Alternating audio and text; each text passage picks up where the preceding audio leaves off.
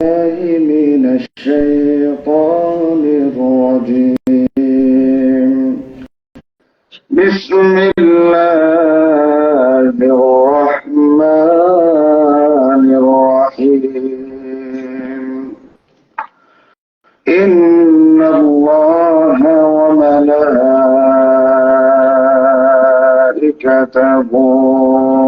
يصلون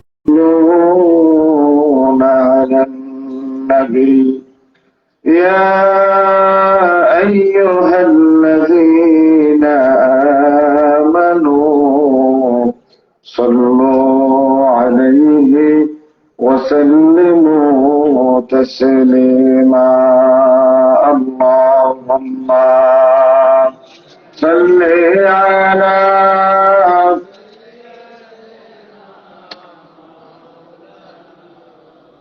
وعلى آل سيدنا كل آواز ছেড়ে দিয়ে জোরে জোরে মহব্বতে পড়ি আল্লাহুম্মা সাল্লি আলা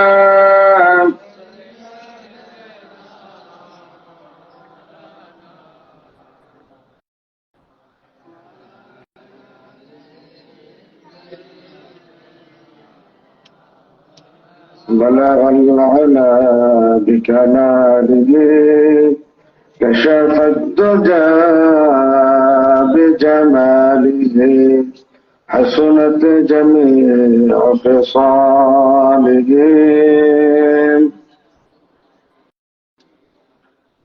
বাবুসি দক্ষিণ পাড়া জামে মসজিদে হাফেজ মাদ্রাসার উদ্যোগে আজকের এই বার্ষিক তাফসীর কোরআন মাহফিলের শ্রদ্ধাভাজন বরেণ্য সভাপতি জনাব আলহাজ আবু বকর সিদ্দিক সাহেব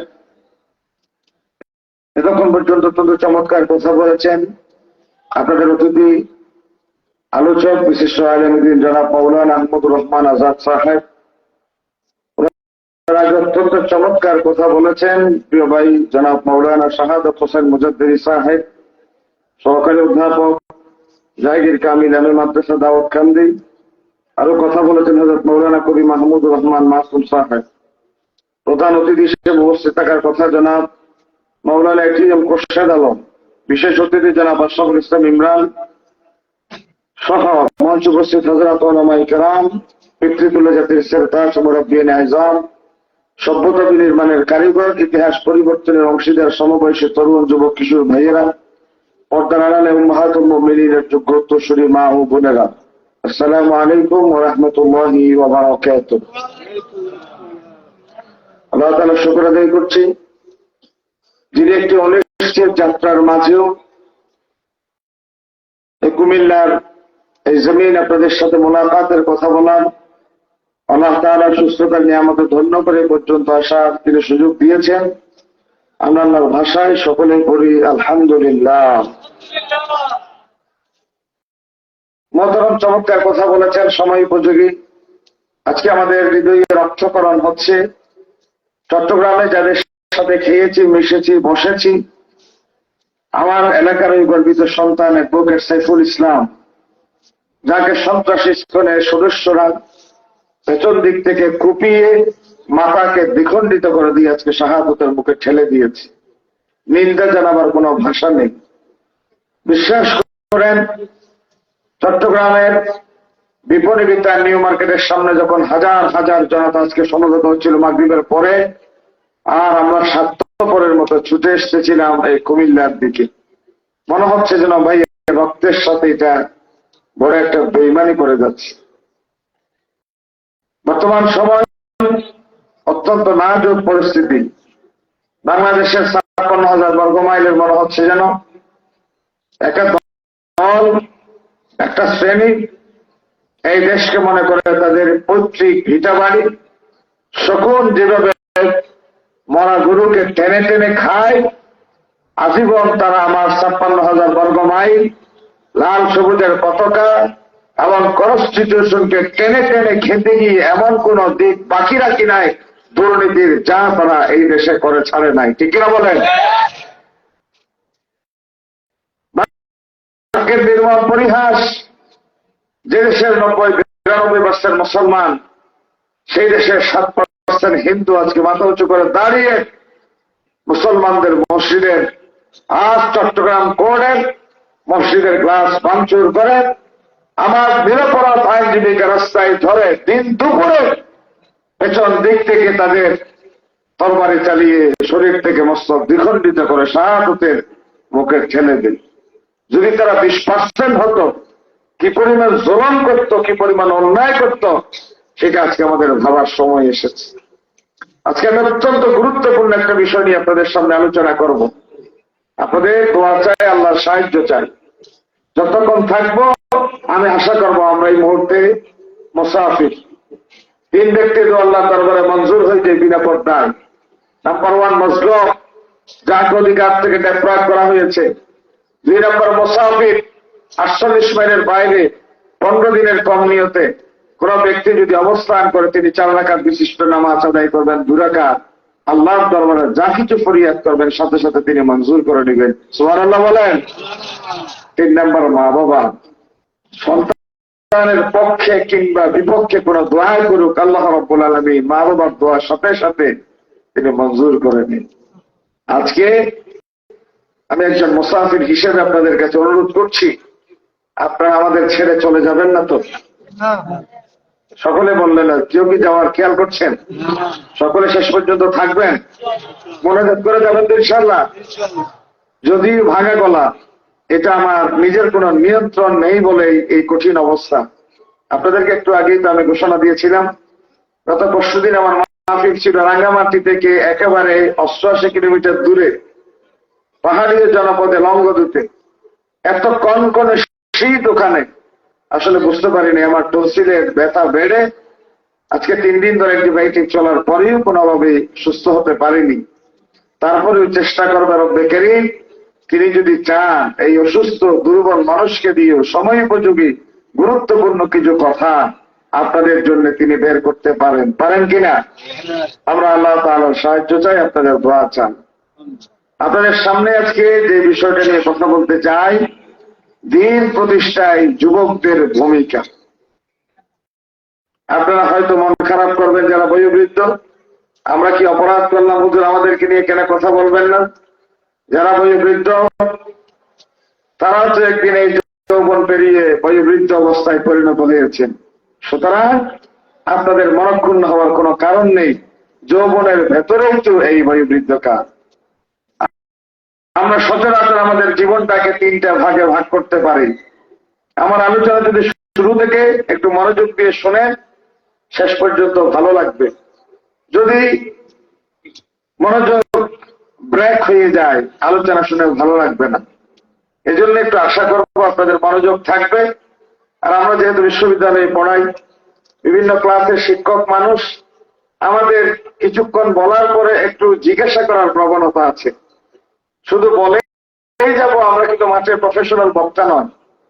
এই জন্য আপনারা প্রস্তুত থাকবেন যেই কথা বলবো একটু ফিডব্যাক দেওয়ার জন্য। না হয় যেটা কবরস্থানে গিয়ে সালাম দেওয়ার মতো, শুধু সালাম দিবেন, জবাব পাওয়ার আশা করবেন না। আমি কি কবরস্থানে কথা বলছি নাকি জীবিত মানুষের সাথে? সকলে বললেন না, কবরস্থান না জীবিত? জীবিতের তো জবাব দিব। আমরা আমাদের জীবনটাকে 3টা ভাগে ভাগ করতে পারি। আমি ক্লাস স্টাইলে কথা বলবো আজকে, যেহেতু গলা ভাঙ্গা, কথাগুলো বুঝবেন আপনারা। নাম্বার 1 শৈশব কৈশোর, একটা ধরলাম। 2 নম্বর যৌবন, 3 নম্বর বয়োবৃদ্ধ। এই 3টা জীবনের ভেতরে শৈশবকালকে আল্লাহ তাআলা অতিশয় গুরুত্বের সাথে বিবেচনায় নিয়েছেন।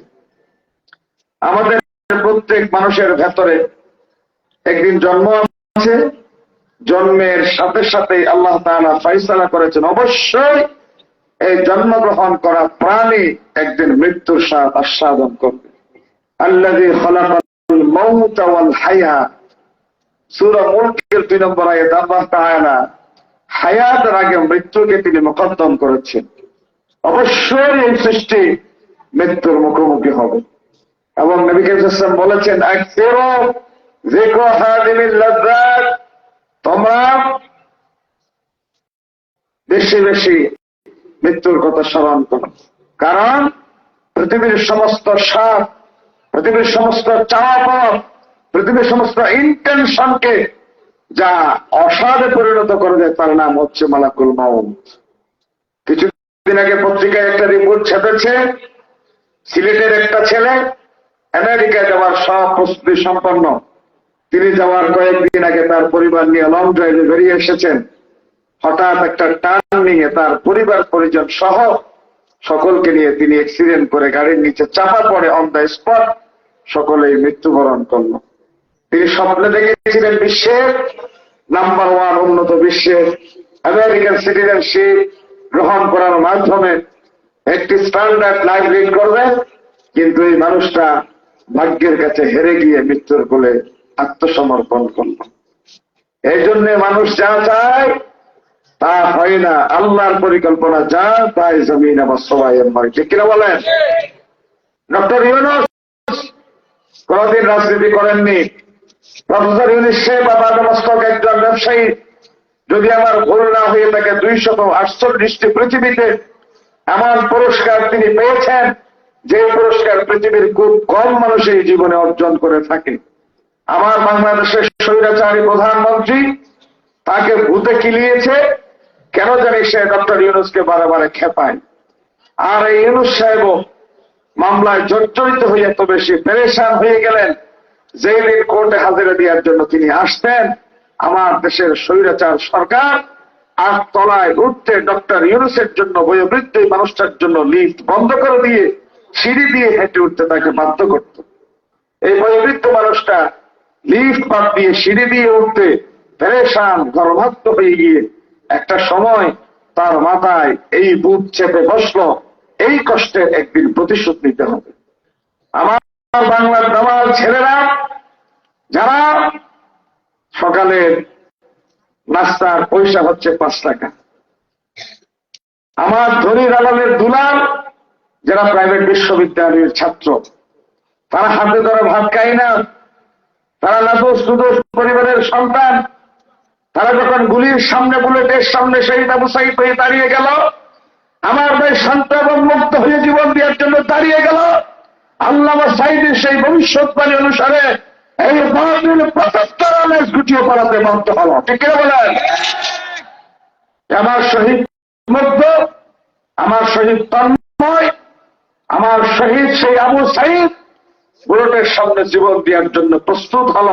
আর আল্লাহ রাব্বুল আলামিন সিদ্ধান্ত নিলেন, যেই জাতি নিজের জীবনের বিনিময়ে তরতাজা খুন ঢেলে দেওয়ার মাধ্যমে নিজেদের সুজলা সুফলা শস্য শ্যামলা এই জমিনকে লালে লাল করে দিতে পারে, এই জাতির ভাগ্য উন্নয়ন ঘটানো আমি আল্লাহর জন্য কর্তব্য পেয়ে যায়।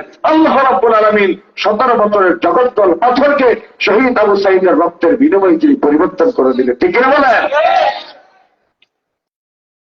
এই বাংলার দামাল ছেলেরাও সিদ্ধান্ত নিল ডক্টর ইউনূসকে ছাড়া আমরা প্রধান উপদেষ্টা কাউকে মেনে নিব না।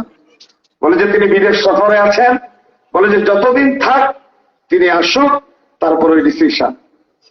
এই যে আল্লাহর পরিকল্পনা। আমরা যারা বিশ্ববিদ্যালয়ের সর্বোচ্চ ডিগ্রি অর্জন করেছিলাম এবং ভালো রেজাল্ট করেছি, আমরা আশাহত হয়ে পড়েছিলাম হয়তো বোধহয় এই সার্টিফিকেটের বোঝা কাঁধে নিয়ে কবরে চলে যেতে হবে, এই সার্টিফিকেট দিয়ে জীবনে কোনোদিন চাকরি হবে না। 17 বছরের জগদ্দল পাথরকে সরানো সম্ভব হবে না। আল্লাহ রাব্বুল আলামিন পৃথিবীর মানুষের ধারণার উপরে, চিন্তার উপরে একটা রেখা টেনে দিয়ে তিনি মিথ্যা প্রতিপন্ন করে বলেছেন, ওয়ায়ামকুরুনা ওয়ায়ামকুরুল্লাহ, তোমরা এক ধরনের স্বপ্ন দেখো, আমার আল্লাহ ভিন্ন ধরনের পরিকল্পনা করেন। পৃথিবীর মানুষের সমস্ত ষড়যন্ত্রের জাল ছিন্ন করে শেষ পর্যন্ত সর্বদিবার মালিকের সিদ্ধান্তই বাস্তবায়ন হয়ে যায়। ঠিক কিনা আওয়াজ দিয়ে বলেন? প্রিয় ভাইয়েরা আমার, শৈশব মানুষ বুঝে না, কৈশোর অ্যাক্সিডেন্টের ভেতরে যায়, যৌবন কোন বাধা বিপত্তি তার সামনে ভূমিকা রাখতে পারে না, বয়োবৃদ্ধকাল মানুষ অকেজু হয়ে যায়, অচল হয়ে যায়, গর্ভবতী হয়ে যায়, মানুষের কাছে বোঝাই পরিণত হয়ে যায়। শৈশবে যা করেন কৈশোরে গিয়ে ভুল প্রমাণিত হয়, কৈশোরে যা করেন যৌবনে গিয়ে ভুল প্রমাণিত হয়, যৌবনে যা করে বয়োবৃদ্ধকালে গিয়ে তা ভুল প্রমাণিত হয়, মৃত্যুর পরে মানুষের সারাটা জীবনেই ভুল প্রমাণিত হয়। এবং আল্লাহ রাব্বুল আলামিনের সামনে গিয়ে বান্দা আক্ষেপ করে, রব্বানা أبصرنا وسمعنا فارجعنا نعمل صالحا إنا موقنون রব তুমি আরেকবার সুযোগ দাও, জীবনে শুধু একটা সাজদা দিবা, একটা সাজদার ভিতরে শৈশব কৈশোর যৌবন বৈবৃদ্ধকাল একসাথে কাটিয়ে আসবো, সিজদা থেকে মস্তক উত্তোলন করবো না। আল্লাহ রাব্বুল আলামিন বান্দারে প্রশ্ন করবে, আওয়ালাম নুআম্মিরুকুম মা ইয়াতাযাক্কারু ফী, বান্দা চমৎকার একটা হায়াত কি তোমাকে আমি আল্লাহ দিই নাই? এই হায়াতকে কেমনে অযথা অনর্থক নষ্ট করে দিলা, আজকে পেছনে যাওয়ার সুযোগ নাই। লাআল্লি আ'মালু সালিহান ফীমা তারাকতু কাল্লা, পিছনে যাওয়ার সুযোগ নাই, গো হেড, সামনে চলো। এই এটা মসজিদ না? এই মসজিদে খাটিয়া আছে না নাই? এই মসজিদে খাটিয়া নামক বাহন, এই গাড়িটা প্যাসেঞ্জার নিতে জানে। প্যাসেঞ্জার কোনদিন কবরস্থানে নিয়ে যাওয়ার পরে কবরস্থান থেকে উঠে এসে আবার আমাদের মজলিসে, আমাদের মসজিদে, আমাদের সমাজে আমাদের সাথে জীবন যাপন করেছে, এরকম কি বাবুর্চি বাজার কোন প্রমাণ আছে? তাহলে খাটিয়া নামক গাড়ি, খাটিয়া নামক বাহন প্যাসেঞ্জার কেবল নিতে জানে, আনতে জানে না। কবর নামক ঘর তার বাসিন্দাদেরকে কেবল গ্রহণ করতে জানে, ফেরত দিতে জানে না। খুব কঠিন বাস্তবতার নামে মৃত্যু। ডক্টর লুৎফর রহমান সাহেব বলেছেন, ঘর এবং বিশ্রাম বার্ধক্যের আশ্রয়। যৌবনকাল পৃথিবীর সর্বত্র ছুটে বেড়াও, রত্নমাণিক আহরণ করে সঞ্চিত করো, যাতে বৃদ্ধকালে সুখে থাকতে পারো। কি কথা চমৎকার কথা বলেছেন। তিনি বলেছেন, গৃহ এবং বিশ্রাম হচ্ছে বার্ধক্যের জন্য সঞ্চয়। একটা ঘর বিনির্মাণ করতে মানুষ ইচ্ছা করে, এবং আমরা যারা বক্তা বেশি দিন বাঁচবো না বাবা মনে হয়, মাঝে মধ্যে মনে হয় বেশি দিন বাঁচবো না। কারণ এই যে মাহফিল করে রাত্রিবেলায় ঘরে ফিরতে ফিরতে 3-4 বাজে, ফজরের নামাজ জামাতে পড়া, ফজরের পরে অফিসে বসে যাওয়া, আবার 2-3 বাজতে বাজতে মাহফিলের জন্য বের হয়ে যাওয়া, সারাটা দিন গাড়িতে থাকা। এই যে আপনাদের সামনে এত কষ্ট করে আপনারা আমাদেরকে দাওয়াত দিয়েছেন, এত আন্তরিকতা দেখিয়েছেন অ্যাডভোকেট সাহেব, বিশ্বাস করে নিজের কাছে নিজের কি পরিমাণ অপরাধী মনে হচ্ছে যে গলা ভাঙা কথা বলতে পারছি। অপরাধ দিয়ে মানুষের সামনে একটা বিষয়ের উপরে কথা বলতে পারা, এটা নিজের কাছে তো একটা ভালো লাগার বিষয়। যাবতীয় প্রস্তুতি থাকার পরেও কথা বলতে পারছি না, এটা হচ্ছে নিজের কাছে হার মানা। ঠিক পার্থক্য হচ্ছে এমন একটা ব্যাপার, একটা সময় এই কুমার আপনাকে বিদায় দিবে, একটা সময় চোখ আপনাকে বিদায় দিবে, একটা সময় হাঁটু আপনাকে বিদায় দিবে। আপনি চিৎকার করে বলবেন, লাইতা শাবাব ইয়াউদু, এই যৌবন তুই আমার কাছে একবার ফিরিয়ে আয়, তোর কাছে নালিশ করি। এই হাঁটু আমাকে কি ব্যথা দিচ্ছে, এই কোমরের যন্ত্রণা আমাকে কি কষ্ট দিচ্ছে, তুই যদি একবার আমার কাছে আসতি, তোর কাছে খোলা খোলা বলতাম, এই হাঁটুর ব্যথা, এই চোখের জ্যোতি, কানের শ্রবণ শক্তি আমাকে কি নির্মল পীড়া দিচ্ছে এই জীবনে। এই বুড়ো যদি কোনোভাবে একটা শিকড়ের সাথে পড়ে গিয়ে লাঠিটা হাত ছাটা হয়ে যায়, চশমাটা পড়ে যায়, নিজের চশমাটা নিজে খোঁজে আর বের করতে পারে না, নিজের লাঠিটা কিন্তু আর নিজে হাতে ধরতে পারে না, তখন বোঝা যায় এই জীবনটা কত অসহায়, ঠিক না? একটা সময় মুখে দাঁড়িয়ে ছিল না, এখন দাঁড়িয়ে এসেছে। আমার ছোট্ট মেয়ে মাঝে মধ্যে আমার মুখের দাড়িতে হাত দিয়ে বলে, বাবা তোমার দাড়িতে সাদা হয়ে যাচ্ছে, বাবা তুমি কি বুড়া হতে চলেছ? তখন আমার বাবার ছবিটা দেখিয়ে দিয়ে বলি, দেখো তোমার দাদার মুখের একটাও কালো নাই। একটা সময় দাড়ি ছিল না, এখন দাড়ি এসেছে। আরেকটা সময় কুচকুচে কালো ছিল, মৃত্যুর আগে সব দাড়ি এখন সাদা হয়ে যাবে। একটা সময় মানুষ আপনাকে পৃথিবীতে আমন্ত্রণ জানিয়েছে, আপনাকে পৃথিবীতে আগমনের 7 দিনের মাথায় মেহমানদারি খেয়েছে, অভিনন্দন জানিয়েছে। যেদিন ইন্তেকাল করবেন চোখের পানিতে মানুষ বিদায় দিবে। 7 দিন 40 দিন, একটা বছর যেতে না যেতে এমন নামের একজন মানুষ এই সমাজে ছিল, তার কথাও বিলকুল ভুলে যাবে, ঠিক কিনা? এই এলাকার একজন চেয়ারম্যান ছিল, তাপসে এই এলাকার একজন এমপি ছিলেন, খুব বেশি প্রতাপশালী। এমপি সাহেব আসার আগ পর্যন্ত অনুষ্ঠান শুরু করা হারাম ছিল। চেয়ারম্যান সাহেব আসার আগ পর্যন্ত মেজবানের খাবার শুরু করা যেত না। আজকে চেয়ারম্যান সাহেব কবরে মাটির সাথে মিশিয়ে আছে, তাকে মসজিদের ইমাম সাহেব বড় করে কেন সালাম দেয় নাই। মসজিদের ইমাম সাহেবের চাকরি আউট করে দিয়েছিল, আজকে চেয়ারম্যান সাহেবকে সালাম দিল, জবাব দেওয়ার ক্ষমতা নাই আছে। তার নাম মৃত্যু। ডক্টর লুৎফর সাহেব বলেছেন, ঘর এবং বিশ্রাম বার্ধক্যের আশ্রয়। এই জন্য বাবা বিশ্রাম দরকার। আমাদেরকে যারা শুভানুধ্যায়ী আছে, ওনারা বলেন হুজুর বেশি টাকার দরকার নেই, বেশি ওয়াজ দিয়েন না, একটু বিশ্রাম করেন, দরকার আছে। আপনাদেরকে বেশি দিন থাকতে হবে এই ময়দানে, আল্লাহ সাইনি নাই। ডক্টর মিজানুর রহমান ধারী দেশটাকে বিমুখ হয়ে গিয়েছেন, আসছেন না। আর দেশে হাক্কানি রব্বানি উলামায়ে কেরামের বড় অকাল চলছে, বড় ক্রাইসিস চলছে। এই সময় যোগ্য ব্যক্তিত্ব সম্পন্ন মানুষের বড় প্রয়োজন। এই জন্য নিজেদেরকে গুরুত্ব দিতে হবে। বলেন, যৌবন যার সৎ, সুন্দর এবং কর্মময়, তিনটা কথা বলেছেন। যৌবন যার সৎ, যৌবন যার সুন্দর, যৌবন যার কর্মময়, সে তার বৃদ্ধ বয়সকে স্বর্ণযুগ হিসেবে অতিবাহিত করতে পারে। যে মানুষটা সৎ ছিল, যে মানুষটা সুন্দরভাবে জীবনযাপন করেছে এবং কাজের ভিতর দিয়ে যে মানুষটা যৌবন কাটিয়েছে, সোনালী যুগ হিসেবে তাই বৃদ্ধ বয়সকে কাটাতে পারে। আমরা এখন দুইজন মানুষের মনীষীর কথা বলে সরাসরি কোরআন এবং সুন্নাতে ঢুকে যাচ্ছি। এই যৌবনকে ইসলাম কিভাবে ডিফাইন করে? এই যৌবন হচ্ছে মানুষের জন্য গনিমত। একটু কথা বললেন, যৌবন মানুষের জন্য কি গনিমত? What is গনিমত? গনিমত কাকে বলে? মালে গনিমত বলা হয় যেই মাল বিনা পুঁজিতে পাওয়া যায়, যুদ্ধলব্ধ সম্পদ। মালে ফাই, যে সম্পদ যুদ্ধের পরে পরাজিত শক্তি ফেলে চলে যায়, এই সম্পদ যাদের হস্তগত হয় এটাকে বলা হয় গনিমত, যেটা ফ্রিতে পাওয়া যায়। মুহাম্মদ রাসূলুল্লাহ সাল্লাল্লাহু আলাইহি ওয়াসাল্লাম বলেন, ইগতানিম খামসান ক্বাবলা খামসিন, পাঁচটা জিনিসকে পাঁচটা জিনিসের আগে গুরুত্ব দাও।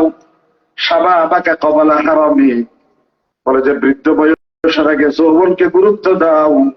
ওয়াসিহহাতাকা ক্বাবলা সাকামি, অসুস্থ হওয়ার আগে সুস্থতার গুরুত্ব দাও। ওয়াগিনাকা ক্বাবলা ফাকরি, অপ্রাচুর্যতা আসার আগে প্রাচুর্যতাকে গুরুত্ব দাও। অফিরাগাকা ক্বাবলা শুগলি, অবসরকে গুরুত্ব দাও ব্যস্ত হয়ে যাওয়ার আগে। ও হায়াতাকা ক্বাবলা মৌতিক, মৌতের আগে জীবনটারে বেশি গুরুত্ব দাও। কয়টা? পাঁচটা বিষয়। কথা বলে না কয়টা? পাঁচটা। নাম্বার ওয়ান, বয়োবৃদ্ধ হওয়ার আগে যৌবনকে গুরুত্ব দাও। অসুস্থ হওয়ার আগে সুস্থতার গুরুত্ব দাও। আপনি গরিব হয়ে যাওয়ার আগে ধনীকে গুরুত্ব দাও। আপনি ব্যস্ত হয়ে যাওয়ার আগে অবসরকালীন সময়কে গুরুত্ব দেন।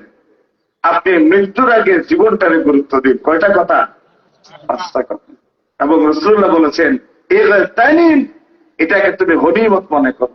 যুবক, এখন তোমার সমস্ত অবস্ট্রাগলস, সমস্ত বাধা, এটা কেউ তোমাকে টলাতে পারে না, কেউ বাধা দিতে পারে না, আটকাতে পারে না, দমাতে পারে না। পৃথিবীর সমস্ত অবস্ট্রাগলসকে ওভারকাম করে তোমার টার্গেটের দিকে অনবরত ছুটে যাও। এটা একটা সময় তোমার কাছে হার মানবে, থেমে যাবে, আটকে দিবে তোমাকে বার্ধক্যে। বিশ্বনবী মুহাম্মদ রাসূলুল্লাহ সাল্লাল্লাহু আলাইহি ওয়াসাল্লামকে আল্লাহ তাআলা বললেন, নবীজি আমার আপনি জাতিকে বলে দেন, ইউফিরু খিফাফান ওয়া সিকালান ওয়াজাহিদু বিআমওয়ালিকুম ওয়া আনফুসিকুম ফি সাবিলিল্লাহ। এখানে যদি বলা হয়েছে তোমরা হালকা অথবা ভারী উভয় অবস্থায় যুদ্ধের ময়দানে বেরিয়ে পড়ো, কিন্তু মুফাসসিরিনে কেরামরা বলছেন তুমি যৌবনে থাকো, বৃদ্ধ বয়সে থাকো, আল্লাহর দ্বীনের জন্য নিজেকে প্রস্তুত রাখো। আল্লাহর দ্বীনের জন্য নিজেকে প্রস্তুত রাখো। হযরত উমর ইবনে খাত্তাব রাদিয়াল্লাহু তাআলা নবীজির পেছনে একদিন দাঁড়িয়ে গেলেন, রাসূলুল্লাহ নামাজের ভেতরে কোরআনুল কারীম তেলাওয়াত করছেন। হযরত উমর মনে মনে ভাবলেন, এই মুহাম্মদ জীবনে কোনোদিন কারো কাছে গিয়ে এক লাইন কবিতা শিখেন নাই, একদিন তিনি কারো কাছে একটা অক্ষরের জ্ঞান অর্জন করেন নাই। এত সুন্দর সাজা সম্বলিত অন্তমিল নিয়ে এই কবিতা কেমনে তিনি তেলাওয়াত করেন? মুহাম্মদ রাসূলুল্লাহ নামাজের ভেতরে জবাব দিয়ে দিলেন, ওয়া হুয়া বিকাউলি শাইর। ওমর জেনে রাখো, মুহাম্মদ কোন কবির কবিতা পড়ে না। ওমর আশ্চর্য হয়ে গেল। আমি মনে মনে ভাবলাম মুহাম্মদ কোন কবির কবিতা পড়ে। তিনি জবাব দিয়ে দিলেন, মুহাম্মদ কোন কবির কবিতা পড়ে না। তাহলে তিনি জ্যোতির্বিজ্ঞানী হয়ে গেলেন নাকি? আমি যা মনে মনে কল্পনা করি মুহাম্মদ তা এমনিতে জবাব দিয়ে দেন। রাসূলুল্লাহ পরক্ষণে জবাব দিলেন, ওয়ালা বিকাউলি কাহিন কলিলাম মা তাযাক্কারুন। মুহাম্মদ কোন গণকের গণনাও তিনি পড়েন না, তাহলে তিনি কি পড়েন? হযরত ওমরের মনে প্রশ্ন জাগলো। তিনি তারপরে বললেন, তানজিলুম মির রাব্বিল আলামিন। বিশ্ব ব্রহ্মাণ্ডের মালিক মহামহিম রবের পক্ষ থেকে দীর্ঘ 23 বছর নবুয়তি জীবনে জিবরিল আমিন ধীরে ধীরে নাজমান ফানাজমান শাইআন ফাশাইআন বাহবান বিবাহবিন যে কিতাব নাযিল করেছেন, সেই কিতাব তিনি তেলাওয়াত করেন। সুবহানাল্লাহ বলেন। আজকে আপনাদের এই মাদ্রাসা এমন একটি কিতাব পড়ানো হয়, সেই কিতাব পৃথিবীর সমস্ত জ্ঞানী মহাজ্ঞানীর জ্ঞানের লাগামকে টেনে ধরে প্রথম কোরআনের আয়াতে আল্লাহ রাব্বুল আলামিন একটা পাসওয়ার্ড দিয়ে দিলেন, আলিফ লাম মিম। আজ আমার দেশের কোন কোন পণ্ডিতকে মাঝে মধ্যে বলতে শোনা যায়, তোমার জ্ঞানের বাহাদুরিকে থামানোর জন্য আমি যথেষ্ট, আমার সাথে বাহাসে বসো।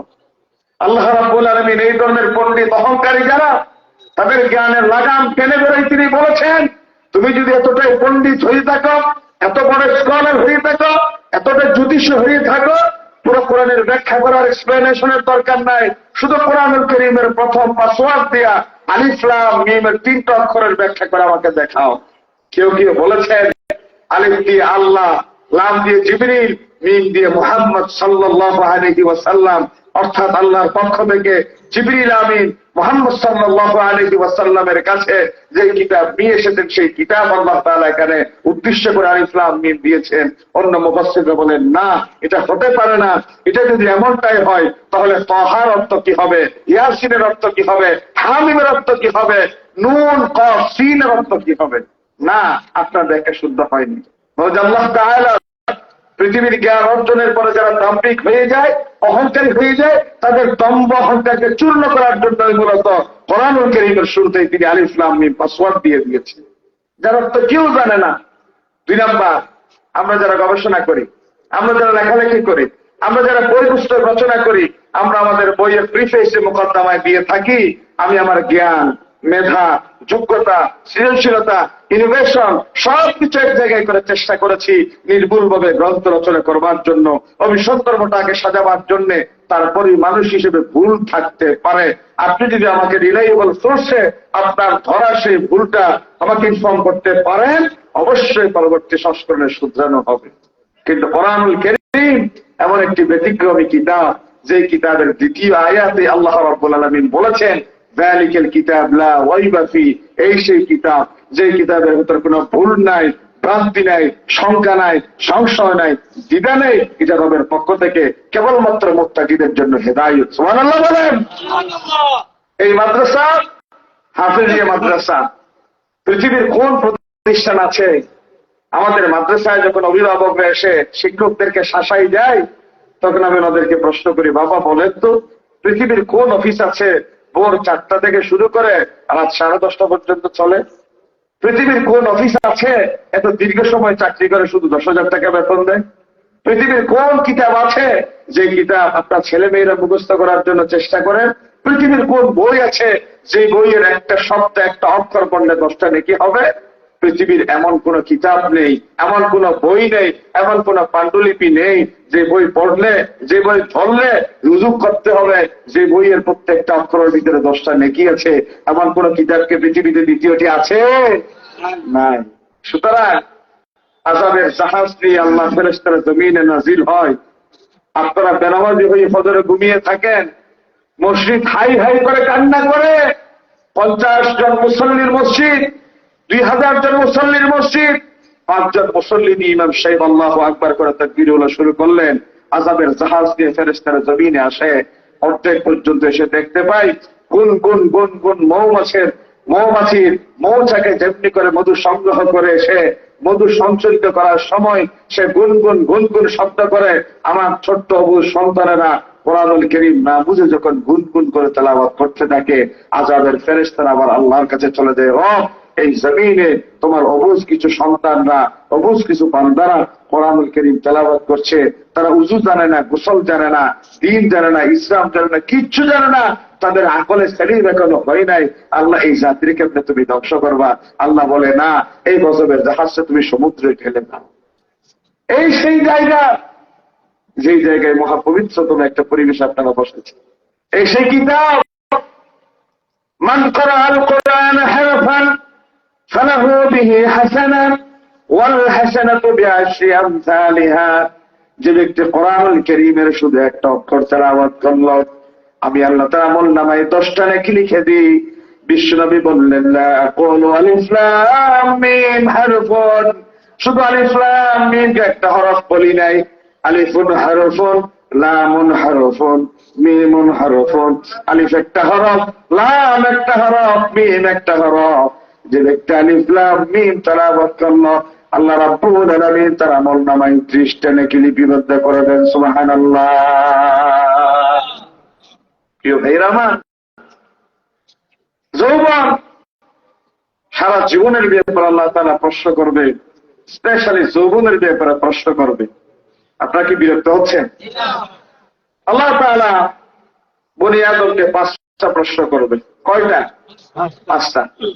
যদি আমি বলি আগামীকাল মেডিকেলের পরীক্ষা, আপনার মেয়ে আমার ছেলে সেই পরীক্ষায় অ্যাপিয়ার হবে, ভর্তি পরীক্ষায় অংশগ্রহণ করবে, আজ রাত 12টা বাজে সেই মেডিকেলের একটা প্রশ্ন যদি হাতে দিয়ে বলা হয়, অ্যাকচুয়ালি এই প্রশ্নটাই আগামীকাল মেডিকেলে আপনার ছেলে মেয়ের হাতে দেওয়া হবে, পৃথিবীতে এমন কোন বোকাশোকা মানুষ নাই যে 10 লাখ টাকা নীরবে দিয়ে দিবে না, দিয়ে দিবে।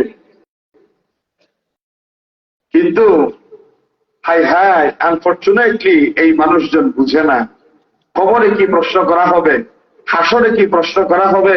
প্রশ্ন এবং জবাব সহ আমার আল্লাহ আগে ফাঁস করে দিয়ে বলেছেন, প্রশ্ন নাও, জবাবও দিয়ে দিলাম, তুমি শিখে আসো। শুধু সুবহানাল্লাহ বলতে ইচ্ছা করলো না? আল্লাহ কি জাতের দয়াবান। জাহান্নামের সংখ্যা করেছেন 7, জান্নাতের সংখ্যা করেছেন 8। তার মানে আল্লাহ গজবের পাল্লার চেয়ে রহমতের পাল্লা সবসময় ভারী থাকে। রহমতের পাল্লা সব সময় ভারী থাকে। 5টা প্রশ্ন করবেন। প্রথম প্রশ্ন, আন আমরিহি ফীমা আফনা, এত সুন্দর হায়াত তারে কোন পথে কাটালে। 2 নাম্বার, ওয়ান শাবাবিহি ফীমা আবলা, যৌবনটারে কিভাবে খরচ করলাম। ওয়ান মালিহি মিন আইনা ইকতাসাবাহু, শুধু চট্টগ্রামের একজন ৬৭,০০০ কোটি টাকা লুটপাট করে বিদেশে পাচার করে দিয়েছে। চট্টগ্রামের 3 জন মানুষ সারা বাংলাদেশের অর্থ ব্যবস্থার অর্ধেক লুটপাট করে আমার দেশকে তলাবিহীন জুড়িতে পরিণত করে নিজের আঙ্গুল ফুলে কলা গাছ বানিয়েছে। ঠিক কিনা বলে? আল্লাহ রাব্বুল আলামিন প্রশ্ন করবেন, ওয়াহান মালিহি মিন আইনা ইকতাসাবাহু, সম্পদ কোন পথে অর্জন করেছিলাম। ওফিমা আনফাকাহু, গরিবের পেটে লাথি মেরে রমজান মাস আসতে পরে 10 কেজি করে চাল দিবা, ডাল দিবা, গম দিবা, 1000 মানুষের মুখে তো নিক্ষেপ করে 2000 মানুষের মুখে হাসি ফুটালে, এটা তো কখনো মেনে নিয়ে যায় না। আল্লাহ রাব্বুল আলামিন স্ক্রুটনি করবেন, চুল চেরা বিশ্লেষণ করবেন। 5 নম্বরে প্রশ্ন করবেন, ওয়ামা আমিলা ফীমা আলিমা, এমএ পাস করেছিলাম, অনার্স মাস্টার্স এমফিল পিএইচডি করেছিলাম, কামিল হাদিস, আসার, তাফসীর, ফিকহ, 4টা বিষয়ে তুমি মাস্টার্স করেছিলাম। আমি আল্লাহর কাছে জবাব দাও, তোমার প্রতিবেশীর সীমানার ক্ষেত্রে তুমি কতটুকু সংরক্ষিত ছিলা, তোমার গরিব প্রতিবেশীর অধিকারের ব্যাপারে কতটুকু সচেতন ছিলাম, তোমার প্রতিবেশীর পাকা ফল জমিনে পড়ে গিয়েছিল, তোমার সন্তানদের কতটুকু হেফাজত করতে পেরেছিলা। আজকে জবাব দাও, তোমার শক্তি ছিল, সামর্থ্য ছিল, প্রভাব প্রতিপত্তি ছিল, ক্ষমতা ছিল, তুমি এই ক্ষমতার অপব্যবহার করে মানুষকে জিম্মি করেছিলা, খুন করেছিলা, গুম করেছিলা। আমি আল্লাহ তোমাকে শক্তি দিয়েছিলাম, সামর্থ্য দিয়েছিলাম, আজকে জবাব দাও। এখন প্রশ্ন করতেছে, আমার মূল আলোচনার ভেতরে ঢুকে গেলাম। বন্ধুরা বলবেন, প্রথম 5টি প্রশ্নের ভেতরে নাম্বার 1 প্রশ্ন ছিল জীবনটা কোন পথে কাটালে। 2 নম্বরে প্রশ্ন, যৌবনটারে কোন পথে কাটালে। আচ্ছা, বুঝে জবাব দিবেন। একজন মানুষ 2001 সালে জন্ম হলো, 2050 সালে মারা যাবে। এই 1 সাল থেকে 50 সালের ব্যাপারে যদি বলা হয় জীবনের জবাব দাও, এর ভেতরে ধরলাম 1 সাল থেকে 30 সাল পর্যন্ত বাদ দিয়ে 30 সাল থেকে 40 সালের ভিতরে 10 বছর যৌবন ধরলাম। 1 থেকে 50-এর ভিতরে 30 থেকে 40 যৌবন আছে না নাই? কথা বলেন, আছে না নাই? তাহলে আল্লাহ প্রথম প্রশ্ন করলেন জীবন কোন পথে কাটালে, 1 থেকে 50 তো হয়ে গেল। আবার 2 নম্বরে প্রশ্ন কেন করলেন, বান্দা যৌবন কোন পথে কাটালে, সেকেন্ড টাইম জবাব চাইলেন। তাহলে বুঝে গেল জীবনের প্রশ্ন এবং যৌবনের প্রশ্নের ভেতরে আল্লাহ রাব্বুল আলামিন ব্যতিক্রমী ভাবে জীবনের ভেতরে যৌবনটারে গুরুত্ব দিয়েছে। যৌবনের গুরুত্বের ব্যাপারে চমৎকার একটা কথা এখন বুঝিয়ে আসবে। রাসূলুল্লাহ দোয়া করতেন, আরবে 2 জন উমর আছে, একজন উমর ইবনে হিশাম যার নাম আবু জাহল, আরেকজন উমর আছে যার নাম Umar Abdul Khattab. He was the second Caliph of Islam after Prophet Muhammad sallallahu alaihi wasallam. একজনের নাম উমর ইবনে হিশাম আবু জাহল, আরেকজন উমর ইবনুল খাত্তাব মুহাম্মদ রাসূলুল্লাহ সাল্লাল্লাহু আলাইহি ওয়াসাল্লামের দ্বিতীয় খলিফা। রাসূলুল্লাহ একদিন দোয়া করলেন, আল্লাহুম্মা তাকাব্বাল বি আহাদিল উমরাইন। যৌবনটা কত গুরুত্বপূর্ণ দেখেন। আল্লাহর নবীর 2 জন উমর আছে, একজন উমরকে তোমার দ্বীনের জন্য কবুল করে নাও। মুফাসসিরিন কেরামরা কলম ধরেছেন, মুহাদ্দিসিন কেরামরা কলম ধরেছেন। বিশ্বনবী যখন দোয়া করতেন তখন রাসূলুল্লাহর কনসেন্ট্রেশনটা ছিল ওমর ইবনুল খাত্তাবের দিকে। কেন ওমর ইবনুল খাত্তাবের দিকে ছিল? জবাব হচ্ছে, তখন ওমরের বয়স ছিল 26 বছর।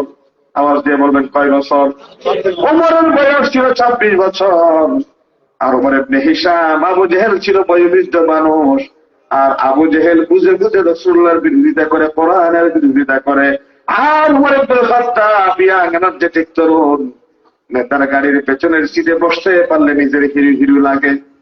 নেতা স্টেজে কথা বলতে বসেছেন, নেতার পেছনে গাড়াগাড়ি ভাবে দাঁড়িয়ে একটা সেলফি তুলতে পারলে মনে হয় যেন নেতার অধিক আছে।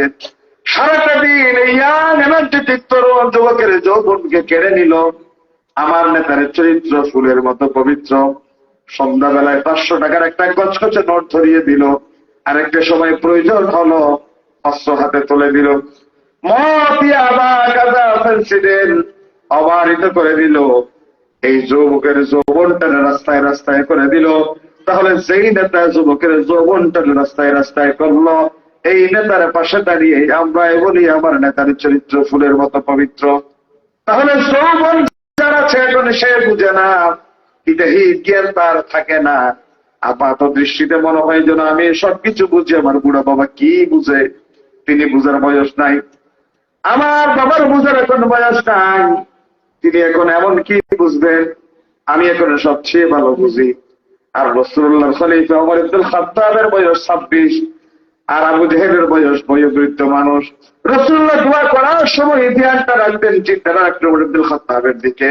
কারণ উমরকে যদি মোটিভেট করা যায়, উমর ইসলামের বড় শক্তিতে পরিণত হয়ে যাবে। খিয়ারুকুম ফিল জাহিলিয়া খিয়ারুকুম ফিল ইসলামি ইযা ফাকাহু। আজকে কাফের মুশরিকদের জন্য যিনি যত বড় লিডার, তিনি যদি আজকে কুফরি মতবাদ ছেড়ে দিয়ে ইসলামের দীক্ষা গ্রহণ করে, তাহলে ইসলামের জন্য তত বড় নেতা হয়ে যাবে। কাফেরদের জন্য আজকে যত বড় শক্তি, ইসলামের জন্য তার চেয়ে বড় শক্তিতে পরিণত হয়ে যাবে। ঠিক কিনা বলে?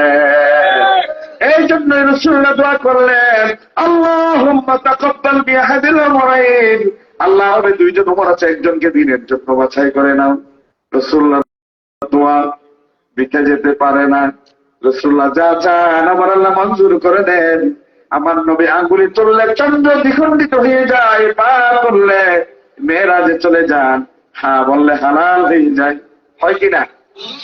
একজন ব্যক্তি আসলো একদিন রাসূলুল্লাহর সামনে, ইয়া রাসূলুল্লাহ, আপনি তো বক্তব্য দিলেন যাদের উপর হজ ফরজ, ইন্নাল্লাহা ক্বাদ ফুরিদা আলাইকুমুল হজ ফাহুজ্জু, তোমাদের যাদের উপর হজ ফরজ তোমরা হজ করে নাও।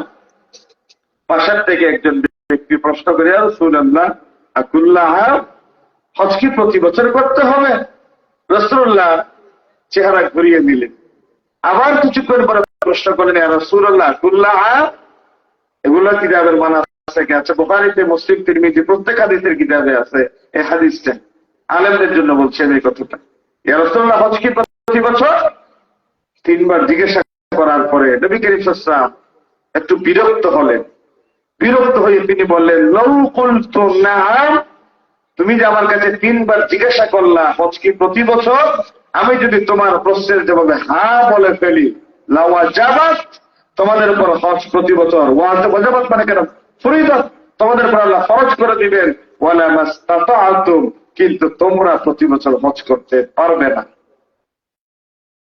তারপর তিনি বললেন, যাওয়ানি মা তারাকতুকুম, আমাকে সেই বিষয়ের উপর ছেড়ে দাও যা আমি তোমাদেরকে না বলে থাকি।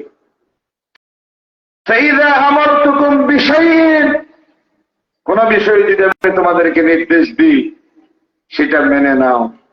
ওয়াইযা নাহাইতুকুম আন শাইইন, যদি কোন বিষয় তোমাদেরকে নিষেধ করি ছেড়ে দাও। কথা বলেছেন কে? মুহাম্মদুর রাসূলুল্লাহ।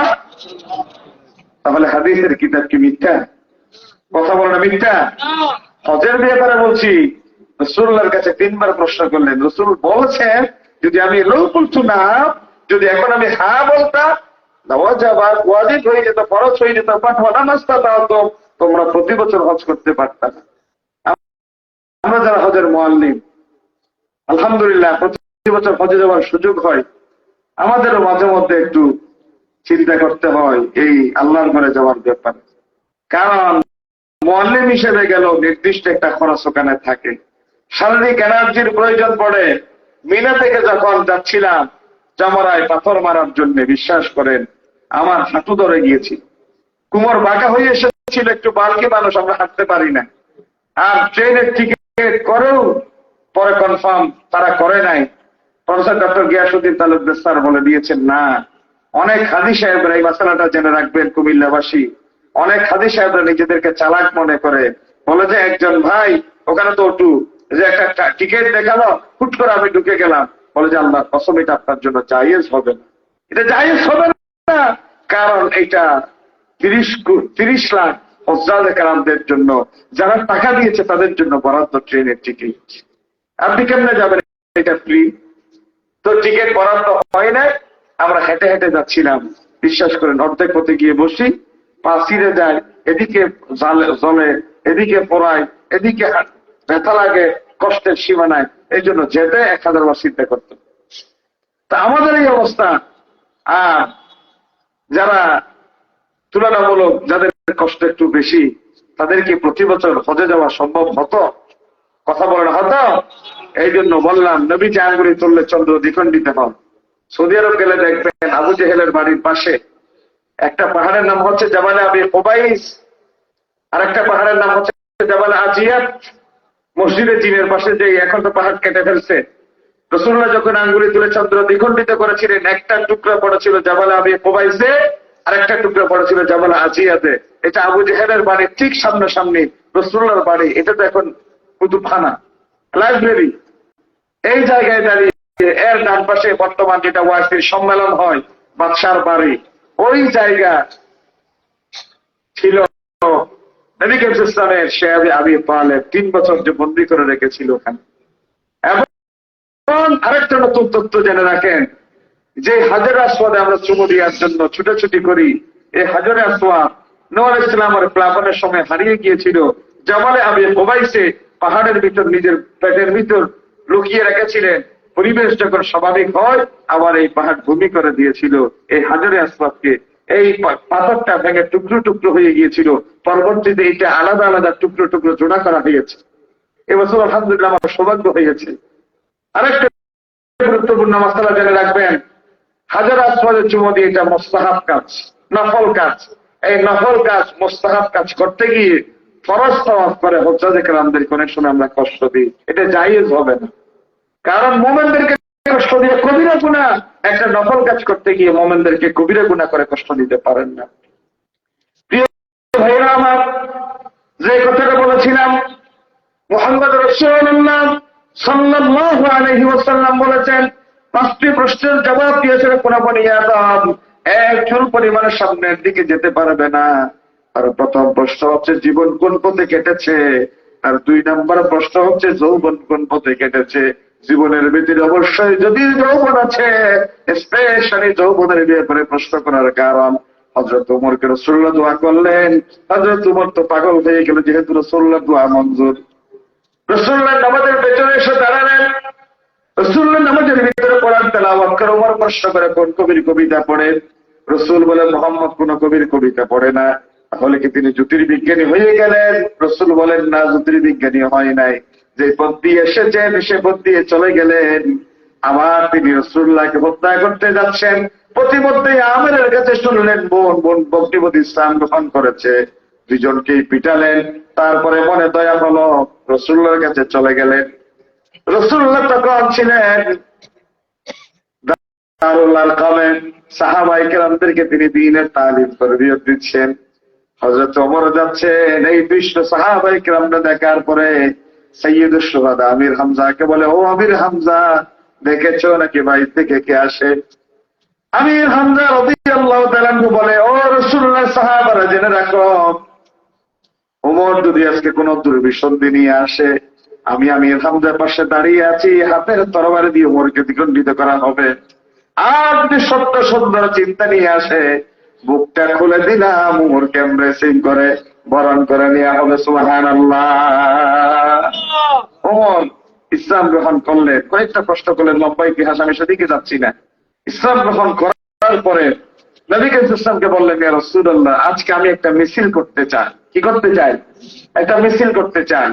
নবী ইসলাম বললেন, ওমর তোমরা কয়জন? ইয়া রাসূলুল্লাহ বলে যে আমরা 26 জন। বলে যে এখানে কয়জন? বলে যে রাসূলুল্লাহ আমরা 11-12 জন তো আছি। বলে যে না, এখন মিছিল করা যাবে না। হযরত ওমর বলে, না ইয়া রাসূলুল্লাহ, একটু পারমিশন যদি দেন, ওমর ইসলাম গ্রহণ করেছে সেটা জাতিকে জানিয়ে দিতে হবে। নবী ইসলাম পারমিশন দিলেন। একটা পর্যায়ে হযরত ওমর 2টা লাইন করলেন, 2টা কিউ, এক কিউ এর সামনে দাঁড়ালেন আমির হামজা, আর এক কিউ এর সামনে দাঁড়ালেন ওমর। পৃথিবীর ইতিহাসে প্রথম তিনি শুরু করলেন লিল্লাহি তাকবীর। কথা বলেন লিল্লাহি তাকবীর। কোত্থেকে শুরু করলেন? দারুল আরকাম থেকে। দারুল আরকাম থেকে শুরু করে তিনি হেরেমের দিকে আসছিলেন।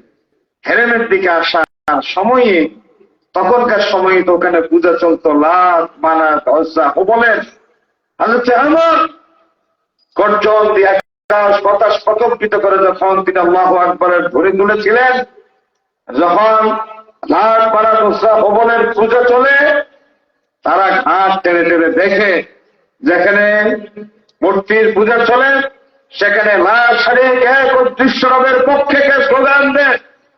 যেমনি ঘাট টেনে দেখেছে, এক কাতারের সামনে আমির হামজা, আরেক কাতারের সামনে ওমরকে দেখে তারা ভয়ে ভীত সন্ত্রস্ত হয়ে রেস গুটিয়ে পিছনের দিকে পালিয়ে যায়। আল্লাহু আকবার। হযরত ওমর স্লোগান দিতে দিতে খানে কাবার সেখানে আসলেন, ছোট্ট একটা বক্তব্য দিলেন। এই বক্তব্যটা আজকে যুবকের জন্য বড় প্রয়োজন। এই কুমিল্লাবাসী, আপনাদের জন্য বড় প্রয়োজন ওমরের সেই দিনের বক্তব্য। তিনি বলেছিলেন, মান আরাদা আন তাসকুনা উম্মাত ওয়া ইয়াতানা ওয়ারাকাত ওয়া তামিলা সাওজাতুহু ফালিয়াসুদ্দানি। কি আছে এমন যে তার মেয়ের বুক খালি করতে চায়? কি আছে এমন স্ত্রীকে বিধবা করতে চায়? কি আছে এমন সন্তানকে ইতিম করতে চায়? যদি সাহস থাকে তাহলে ইয়াসুদ্দানি, বুকের পাটা থাকবে আজকে ওমরের সামনে এসে দাঁড়ানো। সেদিন হযরত ওমরের গর্জন শুনে কেউ কাছে আসার সাহস করেনি। আজও যদি কুমিল্লাবাসী, চট্টগ্রামবাসী, সারা বাংলাদেশের নওজোয়ান তৌহিদি জনতা আল্লাহু আকবারের ধ্বনি তোলে সামনের দিকে এগিয়ে যায়, কোন শক্তি, মহান শক্তি, পরাশক্তি নাই মুসলমানদেরকে দমিয়ে রাখার। ঠিক কিনা বলেন? হযরত ওমর সেই কথা বলেছিলেন, ফালিয়াসুদ্দানি, আজকে আমাকে থামাও না, সেদিন থামানো যায়। আল্লাহ তাআলা ওয়াদা দিয়েছেন, ونريد أن نمن على الذين استضعفوا في الأرض ونجعلهم أئمة ونجعلهم الوارثين আমি আল্লাহ ওয়াদা দিলাম ওয়ানাজআলহুম আইম্মা ইমামের বহু বছর এই জমিনে তোমাদের ইমামতের দায়িত্ব দিব ওয়ানাজআলহুমুল ওয়ারিসিন ওয়ারিস কাদেরকে বলা হয় বাবার সম্পদ পায় সন্তানেরা মিরাস তারা ওয়ারিস আল্লাহ তাআলা বলছেন এই জমিনের মূল মালিকানা ছিল নবী এবং রাসূলদের হাতে এই নবী এবং রাসূলদের রূহানি সন্তান হিসেবে সমস্ত জুলুম নির্যাতনের অবসান ঘটিয়ে একটা সময় এই জমিনের ওয়ারিস হিসেবে ওয়ারাসাতের দায়িত্ব পালন করবে মুত্তাকি ঈমানদার আল্লাহু আকবার। তারা কিছুদিন খেয়ে নিক, কিছুদিন ভোগ করুক, কিছুদিন খেলতামাশা করুক। তারা একটা খাবার দিয়ে একটা বড়শি মাছ যখন গিলে খায় সারা পুকুর 10 কেজি ওজনের একটা রুই মাছ ঘুরে বেড়ায়। মাছ শিকারী একটু টান দেয় আবার ছাড়ে, একটু টান দেয় আবার ছাড়ে, সারা পুকুর ঘুরে বেড়াতে বেড়াতে একটা সময় তার শক্তি সামর্থ্য হারিয়ে শেষ পর্যন্ত মাছ চাষি তার নেটের ঠিকানা হয় এবং রাজনীতির ট্যাক্সিতে তার স্থান হয়, তার একটা পর্যায়ে তার ঠিকানা হয়ে যায় টয়লেটে। ঠিক কিনা বলেন না? আজ যারা শক্তি সামর্থ্য নিয়ে ইসকনের সেই সন্ত্রাসীরা আমার চট্টগ্রামের সেই সিনিয়র আইনজীবী আমার প্রিয় ভাই অ্যাডভোকেট সাইফুল ইসলামের উপর নির্মম নিষ্ঠুর পাশবিক আচরণ চালিয়ে পেছন দিক থেকে তরবারি দিয়ে মস্তক দ্বিখণ্ডিত করে শাহাদাতের মুখে ঠেলে দিল। এই সন্ত্রাসী গোষ্ঠীর জন্য রবের পক্ষ থেকে আযাব এবং গজবের ফয়সালা অবিসম্ভাবী। আমার বাংলার তৌহিদি জনতা যদি জেগে উঠে তাদের পালাবার রাস্তা খোলা থাকবে না। ঠিক কিনা বলেন না? সময়ের অপেক্ষা। তবে এটা তাদের শেষ ট্রাম্প কার্ড, এটা বুঝতে হবে আপনাদের। এটা তাদের শেষ ট্রাম্প কার্ড। যারা পলাতক মক্ষীরানী তারা চায় আমার দেশে গৃহযুদ্ধ লেগে যাক। 100 বছরের প্রাচীনতম ঐতিহ্য হচ্ছে আমার দেশে রোজা এবং পূজা একসাথে চলা। সাম্প্রদায়িক সম্প্রীতির উপর আমার 2 ঘন্টার একটা ওয়াজ আছে, সুযোগ হলে শুনে নিবেন। সাম্প্রদায়িক সম্প্রীতি সেই ওয়াজটা করেছিলাম। প্রতি বছর আমাকে নিয়ে যায় বান্দরবন থেকে কমপক্ষে 3 ঘন্টা গাড়ি চালিয়ে যেতে হয় রুমা তাহসিতে। সেই রুমা তাহসিতে একটা প্রোগ্রাম হয়, হিন্দু বৌদ্ধ খ্রিস্টান সকল সম্প্রদায়ের লোকজন একসাথে হয়ে তাদের গয়াল জবে করে, মহিষ জবে করে। আলহামদুলিল্লাহ 3-4 বছর ধরে আমি ওখানে গিয়ে প্রধান বক্তা হিসেবে কথা বলার সুযোগ পাই। প্রায় সময় বক্তব্য দেওয়ার জন্য বলা হয় সাম্প্রদায়িক সম্প্রীতি রক্ষায় ইসলামের দৃষ্টিভঙ্গি কেমন। ইসলাম যেই পরিমাণ সাম্প্রদায়িক সম্প্রীতির কথা বলে পৃথিবীর ইতিহাসে আজ পর্যন্ত যারা নারী অধিকারের কথা বলে, নারী প্রগতির কথা বলে, নারী ঐক্যমঞ্চের কথা বলে, সাম্প্রদায়িক চেতনার কথা বলে, মুখে ফেরা তোলে, তারা সবচেয়ে বেশি সাম্প্রদায়িক সম্প্রীতি বিনষ্ট করেছে। ঠিক বলেন? প্রাণী হত্যা মহাপাপ, অহিংসা পরম ধর্ম, এই কথা বলে নেড়ামাতার এক কাপড়ের বৌদ্ধরা। আমরা সারা জীবন দেখে এসেছি গরু মহিষ ছাগল মরগ মুরগি ফ্রাই হয়, গোশত ভুনা হয়। নেড়ামাতার এক কাপড়ের বৌদ্ধরা অহিংসা পরম ধর্ম, জীব হত্যা মহাপাপ স্লোগান দিয়ে আমার দেশের মুসলমান নরনারী যারা আর কানে বসবাস করত তাদেরকে ধরে ধরে জবাই করে পাক পাক করে সিদ্ধ হওয়া কড়াইয়ের উপর ফ্রাই করে গোশত টেনে টেনে খেতে এই সমস্ত বৌদ্ধদের দৃশ্য আমাদের দেখতে হয়েছে। ঠিক কিনা বলেন না? তারাই আবার সাম্প্রদায়িকতার কথা বলে, তারাই আবার সম্প্রীতির কথা বলে। প্রিয় ভাইরা আমার, আচ্ছা আলহামদুলিল্লাহ আমার অ্যাডভোকেট সাহেব বলেছেন আপনাদের তাবারুকের ব্যবস্থা আছে। হয়তো আপনাদের ভালো লাগছে না, আমি বুঝতে পারছি। আপনাকে বিরক্ত হচ্ছেন বেশি? বেশিক্ষণ চালাবো না আলোচনা। আপনাদের জন্য ওনারা কষ্ট করে তাবারুকের ব্যবস্থা করেছেন, আপনি একটু নিয়ে যাবেন। আলোচনা ভালো না লাগবে একটু ধৈর্য ধরে একটা দিন শুনেন না কিছুক্ষণ, আমি তো মুসাফির মানুষ। প্রিয় ভাইরা আমার, যুবক যাদেরকে নিয়ে কথা বলছি আজকে, এই যুবক যৌবন যদি সঠিকভাবে ধরে রাখা যায়, এই যৌবন যদি যথা জায়গায় ব্যবহার করা যায়, এই যৌবন যদি অমরের মতো সংরক্ষণ করা যায়, ওমর রাসূলুল্লাহর একজন সাহাবীকে, যাকে বলা হতো সাহিবুস সির, গোপন বিষয়ের সাক্ষী, রাসূলুল্লাহ তাকে মদিনায় কারা কারা মুনাফিক ছিল তাদের একটা তালিকা দিয়ে গিয়েছিলেন। একদিন হযরত ওমর ওই সাহাবীকে ডেকে প্রশ্ন করছেন, ও রাসূলুল্লাহ সাহাবী, একটু আমাকে বলো, তোমাকে দিয়ে রাসূলুল্লাহ সেই তালিকার ভেতরে যাদের মুনাফিকের নাম হিসেবে উল্লেখ করেছেন তাদের ভেতরে আমার নাম আছে কিনা। তিনি ঠুকরে কেঁদে দিলেন, এ খলিফাতুল মুসলিমিন, আপনি কি বললেন? আপনি রাসূলুল্লাহর শ্বশুর, আপনার মেয়ে হাফসাকে রাসূলুল্লাহ বিয়ে করেছেন, আপনি রাসূলুল্লাহ সেই সাহাবী যে আপনি সমুদ্রের কিনারায় দাঁড়িয়ে বলেছিলেন এই পাহাড়ের, এই সমুদ্রের ওই প্রান্তে মানুষ তো দূরের কথা, একটা কুকুরও যদি না খেয়ে মারা যায়, আজকে উমরকে আসামের কাঠগড়ায় দাঁড়িয়ে আল্লাহর কাছে জবাবদিহি করতে হবে। ইয়া উম্মা উমর, লাউ লাম তালিদ উমর ওয়ালা নাকু মিনাল বাশার। ওমর নিজের মাকে সম্বোধন করে বলেছিলেন, হে উমরের মা, তুমি কেন উমরকে পেটে নিয়েছিলা? উমরকে পেটে নিয়েছিলা বলে উমর পৃথিবীতে মানুষ হয়ে আসলো, আর রাসূলুল্লাহর সাথে হাত রেখে খলিফা হলো।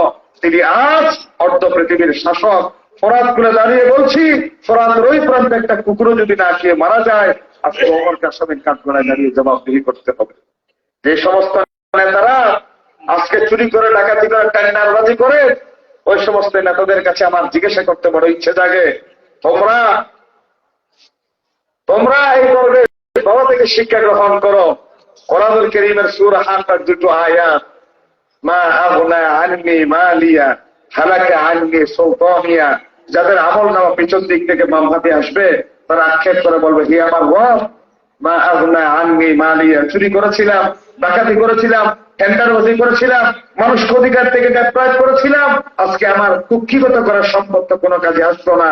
17 বছরের জগত্তর পাথর দিয়ে বসা ক্ষমতাকে কুক্ষিগত করে মানুষকে রাতের দিনের পর রাজনীতির মাধ্যমে অধিকার থেকে বঞ্চিত করেছিলাম, আজকে আমার সেই তখত আওয়াজ ভেঙে কান কান হয়ে গেল।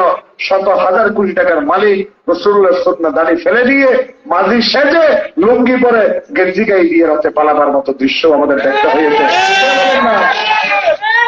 কোরআনুল কারীমের আয়াত, মা আগনা আননি মালিয়া, আজকে আমার সম্পদ আমার কোনো কাজে আসলো না। হালাকা আননি সুলতানিয়া, আমি এমপি ছিলাম, উপদেষ্টা ছিলাম, মন্ত্রী ছিলাম, আজকে আমার ক্ষমতা আমাকে রক্ষা করতে পারলো না। এই কালাম আমি বিশ্ববিখ্যাত মুফাসসির কোরআন আল্লামা দেলোয়ার হোসেন সাঈদী রাহমাতুল্লাহ আলাইহিকে ফাঁসি দেওয়ার কথা গর্বের সাথে টকশোতে এসে বলেছিল, আমি সাঈদীকে ফাঁসি দিয়েছি। আল্লাহ রাব্বুল আলামিন এই নিরপরাধ মানুষগুলোর মজলুমের বদদুয়া এইভাবে কবুল করেছেন। তার দল ক্ষমতায় থাকতে দাপটের সাথে ঘুরেছে, ক্ষমতা থেকে যাওয়ার 17 বছরের ক্ষমতা 17 ঘন্টাও তারা টিকতে পারে নাই। কলার বরফের উপর, কলার পাতার উপর শুয়ে সমস্ত টাকা পয়সা রাস্তায় করে আল্লাহ রাব্বুল আলামিন তাদেরকে অসহায় করে তাদের সামনে তুলে ধরেছে। ঠিক না বলেন না? শেষ পর্যন্ত এই কথাও বলেছে, আমি একজন হাতের রোগী, আমি একজন বয়স্ক মানুষ, আমার প্রতি তোমরা একটু দয়া করে একটা এহসান করো। হাই হায়, এই অসহায় দৃশ্য জাতি দেখেছে। কোরআনুল কারীমের আয়াত দেখেন, মা আগনা আননি মালিয়া, আমার সম্পদ আমার কোনো কাজে আসে নাই। হালাকা আননি সুলতানিয়া, আমার সুলতানাত, আমার তখত আউস, আমার ক্ষমতা, আমার প্রভাব প্রতিপত্তি আজকে থেকে খান খান হয়ে গেল। আমাকে আমার এই অপরাধ থেকে আমাকে সেফটি সিকিউরিটি দিতে পারে না। 1000 বছর আগে নাজিল হওয়া কোরআনের সেই আয়াত মনে হচ্ছে যেন আজকে বাংলাদেশে নাজিল হচ্ছে। ঠিক কিনা বলেন না? প্রিয় ভাইরা আমার, যুবক তরুণ, কি সুসংবাদ আছে দেখো। কিয়ামতের ময়দানে সূর্য মাথার কাছাকাছি আসবে, পায়ের নিচে তামা হয়ে যাবে। মুফাসসিরিনে কেরামরা বলছেন কেন তামা হবে? বলে যে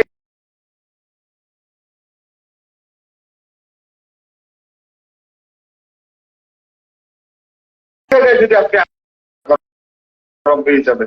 তামার একটা বৈশিষ্ট্য হচ্ছে আপনি এক জায়গায় আগুন দেন, পুরো জায়গায় আগুন দেন, প্রত্যেকটা জায়গায় সমান গরম হয়ে যাবে। কিয়ামতের ময়দান পায়ের নিচে সারা দুনিয়া সমান গরম হবে। মানুষ তামার উপর দাঁড়িয়ে থাকবে। কোন উঁচু নিচু টিলে থাকবে না, কোন আঁকা কাপড় থাকবে না, সমান এবং সমান করাল হয়ে যাবে।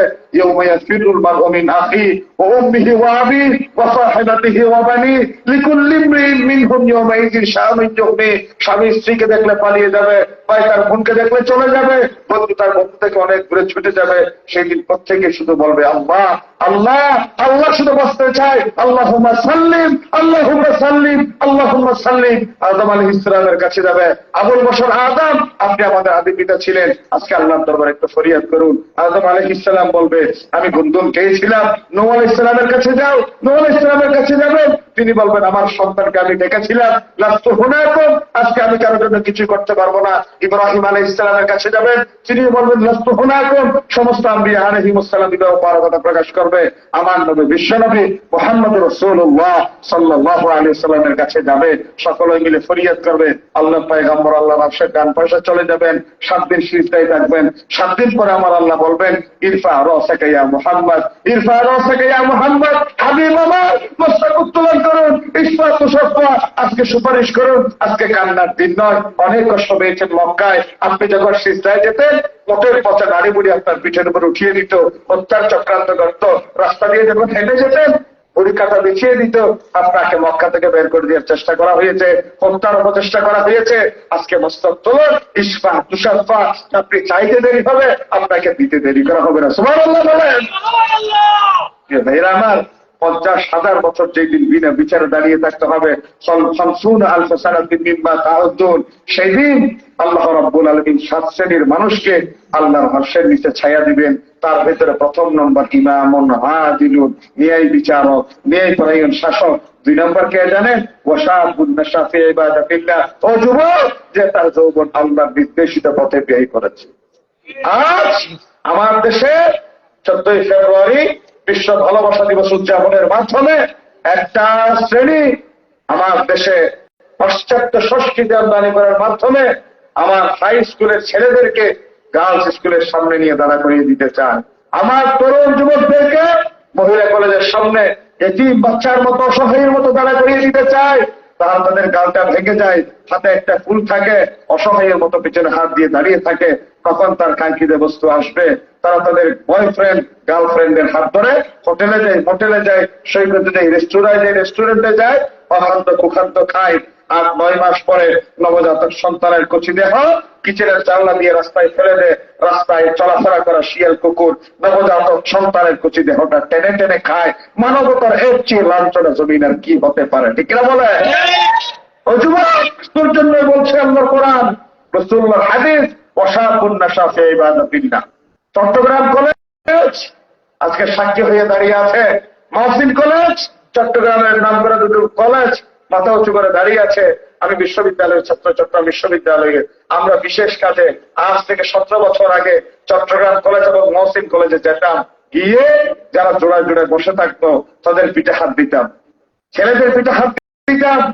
তারা পিছনে ফিরে দেখতো, তারা হাত দিলেই বুঝতে পারতো জম এসেছে পিছনে। ছাত্র শিবিরের দায়িত্বশীলরা পেছনে সেভাবে হাত দিলে তারা পালিয়ে যেত, ভয়ে বুঝতে পারতো। অনেক সময় কিছু ঘাট তেরা ছেলে আমাদের সাথে তর্ক করার চেষ্টা করত। আমরা জিজ্ঞাসা করতাম, ভাই তোমার যৌবনের উৎস বড় ভিড়ে, আজকে তোমার বোনের এই চুল মুখের উপর উড়াতে খুব ভালো লাগছে। আজকে তোমার জায়গায় তোমার বোনকে নিয়ে যদি আমি যুবক বসে থাকি তোমার কেমন লাগবে? বলে যে খুব ব্যথা লাগবে। আজকে তুমি যে বোনকে নিয়ে বসে আছো তারও আমার মতো একজন উপযুক্ত ভাই তার ঘরে আছে, ওই ভাই যদি তার বোনকে নিয়ে বসে থাকার এই সিনারি দেখে তার কেমন লাগবে? তার যেমন ভালো লাগবে না। ও ভাই তোমাকে বুঝাতে চাই, বিশ্বনবী বলেছেন আন্নাসু মাআদিন কামাআদিন যাহাবি ওয়াল ফিদ্দা, স্বর্ণ এবং রৌপ্যের যেমনি খনি পাওয়া যায়, মায়ের পেট হচ্ছে একটা খনির নিয়ায়। খনিতে স্বর্ণ থাকলে স্বর্ণ পাবেন, রৌপ্য থাকলে রৌপ্য পাবেন। গোলাপী আব্দুল কাদের জিলানী থাকলে আব্দুল কাদের জিলানী বের হবে, খাজা মঈনুদ্দিন চিশতি থাকলে খাজা মঈনুদ্দিন চিশতি বের হবে। আর এই পেটের ভেতরে যদি 100 দর্শনের সেঞ্চুরি করে মিষ্টি বিতরণ করার মতো জগৎ কুখ্যাত ডাকাত বদমাশ থাকে, এই মায়ের পেট থেকে টেন্ডার বাস বের হবে। ঠিক কিনা বলে? এই জন্য বলছি বন্ধুরা আমার, যৌবন নষ্ট করবেন না পথে পথে, যৌবন নষ্ট করবেন না পথে পথে। এই হাত কিয়ামতের ময়দানে গর্ভবতী হবে। হাত দিয়ে যৌবন নষ্ট করেছেন, এই হাত কিয়ামতের ময়দানে গর্ভবতী হবে। আপনি হাতকে প্রশ্ন করবেন, এই হাত وقالوا لجلودهم لما شهدتم علينا, আমি নিশ্চিত করে তোমার এই শরীরের চামড়াকে কত বিদেশে আমি ক্রিম দিয়ে মেসেজ করতাম, এই চুলগুলো কতটা আমি ক্রিম দিয়ে আমি স্পার্ট করতাম, এই দাড়িগুলোর আমি চকচকে ঝকঝকে করতাম, এই নখগুলোর আমি কত দামি দামি ক্রিম ব্যবহার করে একটু সিল্ক সিল্ক করার মতো করতাম। আজকে তুমি আমার বিপক্ষে সাক্ষী দিচ্ছ। বান্দাকে প্রশ্ন করা হবে, কি করেছিল বল। ফেরেশতার যখন আমলনামা সামনে দিয়ে হবে, বান্দা বলবে আল্লাহ, ফেরেশতা মিথ্যা লিখেছে আমার বিরুদ্ধে। তখন আল্লাহ বলবে আল-ইয়াওমা নাখতিমু আলা আফওয়াহিহিম, মুখের উপর প্লাস্টার লাগিয়ে দাও আজকে। ওয়া তুকাল্লিমুনা আইদিহিম, হাত কথা বলবে। ওয়া তাশহাদু আরজুলুহুম, তোমার পা সেদিন সাক্ষী দিবে। হাদিসে এসেছে তোমার লজ্জাস্থান পর্যন্ত সেদিন কথা বলবে। এই লজ্জাস্থান কোন কোন কথা অন্যায়ভাবে ব্যবহার করেছিল। অযুবক, ওয়া তাশহাদু আরজুলুহুম ইয়াওমা তাশহাদু আলাইহিম আলসিনাতুহুম ওয়া আইদিহিম ওয়া আরজুলুহুম বিমা কানু ইয়ামালুন। এই জন্য বলছি বাবারা, আমার মাদ্রাসায় আমি খুব সজাগ দৃষ্টি রাখি। আমার মসজিদ চট্টগ্রাম শহরের সবচেয়ে বেশি মুসল্লিদের মসজিদ। আমি আমার মুসল্লিদেরকে সুযোগ যখন পাই, এই কথাটা বলতে ভুল করি না। আমার দেশের এই ছোট ছোট ছেলেরা সবচেয়ে বেশি অ্যাবিউজের শিকার হয় খালাতো ভাই, মামাতো ভাই, চাচাতো ভাই, ফুয়াতো ভাই, আত্মীয় স্বজনের হাতে। এই জন্য আমার উপরে যদি 2 বেডের বাসা হয়ে থাকে, জায়গা নাই, মেহমান বেশি এসেছে, বউ বাচ্চা ছেলে মেয়ে নাতি নাতি একসাথে বুকের সাথে লাগিয়ে থাকবো, তারপরেও খালাতো ভাই, মামাতো ভাই, ফুয়াতো ভাইয়ের সাথে আমি রাত্রি যাপন করতে দিই। এই বর্তমান সময় আপনার এই ছেলের ভেতরে, আপনার ছোট্ট মেয়ের ভেতরে কোন ট্রমা যদি একবার ঢুকে যায়, কোন আঘাত যদি একবার ঢুকে যায়, এই আঘাতকে সে যদি বড় হয়, সে আরেকজনের সাথে সেই আঘাত প্রতিশোধ নেওয়ার চেষ্টা করবে। এই জন্য বলবো বন্ধুরা আমার, আমি নিজেও সৎ রাখবো, আমার প্রতিবেশীকেও সৎ রাখবো, আমার বন্ধুদেরকেও সৎ রাখবো। অন্যায়কে কোনো সময় প্রশ্রয় দিব না, অন্যায়ের সাথে কোনো সময় যুবক আপোষ করবে না। ঠিক কিনা বলেন না? আজ 5ই আগস্ট জাতি দেখেছে এই যুবকদের হাত দিয়ে, এই 5ই আগস্ট জাতি দেখেছে তরুণদের হাত দিয়ে, 5ই আগস্ট জাতি দেখেছে স্কুল কলেজ বিশ্ববিদ্যালয়ের ছাত্রদের হাত দিয়ে। আমি তোমাদের পায়ে হাত দিয়ে বলছি, বিনয়ের সাথে বন্ধুরা আমার, প্রিয় ভাইয়েরা আমার, শ্রীহর ছেলেরা আমার, তোমরা যৌবন নষ্ট করিও না। তোমাদের গার্লফ্রেন্ডের সাথে সময় দিও না, বয়ফ্রেন্ডের সাথে সময় দিও না। কারণ একটা সময় সেই গার্লফ্রেন্ড, সেই বয়ফ্রেন্ড তোমার বিষাক্ত সাপে পরিণত হয়ে যাবে। তোমাকে যদি বলা হয় যে গার্লফ্রেন্ড তোমার বিয়ের আগে শারীরিক সম্পর্ক করেছে, তাকে বিয়ে করতে বলা হলে তুমি প্রশ্ন করবা যে গার্লফ্রেন্ড বিয়ের আগে আমার সাথে সময় দিয়েছে রাত্রিবেলায়, সেই গার্লফ্রেন্ড বিয়ের পরে অন্যের সাথে সময় দিতে পারে। ঠিক তুমি যেমনি অ্যাবিউজ হওয়া, অন্যায়ভাবে পথে যাওয়া কোন মেয়েকে বিয়ে করতে চাও না, ঠিক তুমি নষ্ট করা মেয়ে অন্যকে কেমনি স্ত্রী হিসেবে দিতে চাও। এই জন্য বলছি বন্ধুরা আমার, টিট ফর ট্যাট, যেই ইট মারবে পাক্কেলকে একদিন তোমাকে খেতে হবে। ইট মারবে পাক্কেলকে একদিন খেতে হবে। তুমি আরেকজনের চরিত্র নষ্ট করবা। কোরআনুল কারীমের সূরা নূর বলেছে, আল খাবিসাতু লিল খাবিসিন ওয়াল খাবিসুনা লিল খাবিসাত, দুষ্টের জন্য দুষ্ট সঙ্গী, অত্তাইয়িবুনা লিত তাইয়িবাত, পবিত্র মানুষের জন্য পবিত্র সঙ্গী। তুমি আরেকজন গুণের চরিত্র নষ্ট করবা, আর তুমি ভালো পবিত্র সঙ্গী পাওয়ার জন্য বসে থাকবে না, এটা কখনো হবে না। তুমি চরিত্র নষ্ট করেছো যতজনে, তোমার স্ত্রীর সাথে ততজন পবিত্র চরিত্র নষ্ট করবে। এটা তুমি অপেক্ষা করো, ধৈর্য ধরো, আর তুমি জানবা অথবা তুমি না জেনে গোপনে হবে। অপেক্ষা করে থাকো। এই জন্য বলছি বাবারা, চরিত্র নষ্ট হতে দিবেন না। ইমামুন আদিলুন ওয়া শাবুন নাশা ফি ইবাদাতিল্লাহ, কিয়ামতের ময়দানে সবচেয়ে মানুষ যারা আল্লাহর আরশের নিচে ছায়া পাবে, তার 2 নম্বর ব্যক্তি হচ্ছে ওই যুবক যে তার যৌবন আল্লাহর ভয়ে, সে আল্লাহর ভয়ে তাহাজ্জুদের ভিতর কাটিয়েছে। তাহাজ্জুদের ভিতর কাটিয়েছে। স্কুলে আমরাও পড়েছি, বিশ্ববিদ্যালয়ে আমরাও পড়েছি, কিন্তু এই জুব্বা পড়ে এখন আলহামদুলিল্লাহ বিশ্ববিদ্যালয়ে যায়। এই জুব্বা পড়ে বিদেশে যে কোনো সফরে যায়, এই জুব্বা পড়ে যে কোনো অনুষ্ঠানে যায়, কই কেউ তো আমাদেরকে কথা বলতে আলহামদুলিল্লাহ সাহস করে না, কেউ তো কথা বলতে সাহস করে না। আমার সারাটা জীবন সবসময় জুব্বার উপর দিয়ে চলি। প্রফেসর ডক্টর গিয়াসউদ্দিন তালুকদার, আপনারা অনেকে নাম শুনেছেন, ইসলামী ব্যাংকের শরিয়া বোর্ডের দীর্ঘ সময়ের চেয়ারম্যান, চট্টগ্রামের গর্বিত সন্তান, চট্টগ্রাম বিশ্ববিদ্যালয়ের প্রফেসর। তিনি আমেরিকায় যান, ইউরোপে যান, জুব্বা পড়ে। কি হয়েছে তাতে? কি হয়েছে তাতে? আমার দাড়ি, আমার নবীর সুন্নাহ, এটা আমার ব্যক্তিত্ব, এটা আমার পার্সোনালিটি, এটা আমার পার্সোনালিটি, এটা আমার দাড়ি, এটা আমার শেয়ার, এটা আমার ইসলাম। কোন হিন্দু ভাই তো করবার একদিন আপনার ঘরে গোশত খেতে আসে না, আর হিন্দু ভাইয়ের পূজার দিন তার ঘরে নাড়ু খেতে যেতে আপনার কি লজ্জা হয় না? আপনার কোন হিন্দু বলতে আপনার নিজের সুরক্ষা দাঁড়ায় নাই, তার জগতের সুরক্ষা জায়গা আপনার মিনিমাম ব্যক্তিত্ব লাগার কথা ছিল। ঠিক কিনা বলেন না? সস্তা জনপ্রিয়তার জন্য, 2টা ভোটে মেম্বার হওয়ার জন্য, এমপি হওয়ার জন্য আপনার ইসলামকে আপনি জবাবদারি করে দিলে, ইসলামকে জবাই করে দিলেন আপনি। আপনার ব্যক্তিগত চরিত্র তো কখনো নিজের স্বার্থের উপর আঘাত করতে ছাড় দেন না। ইসলামকে পেয়েছে জবাই করে দেওয়ার জন্য।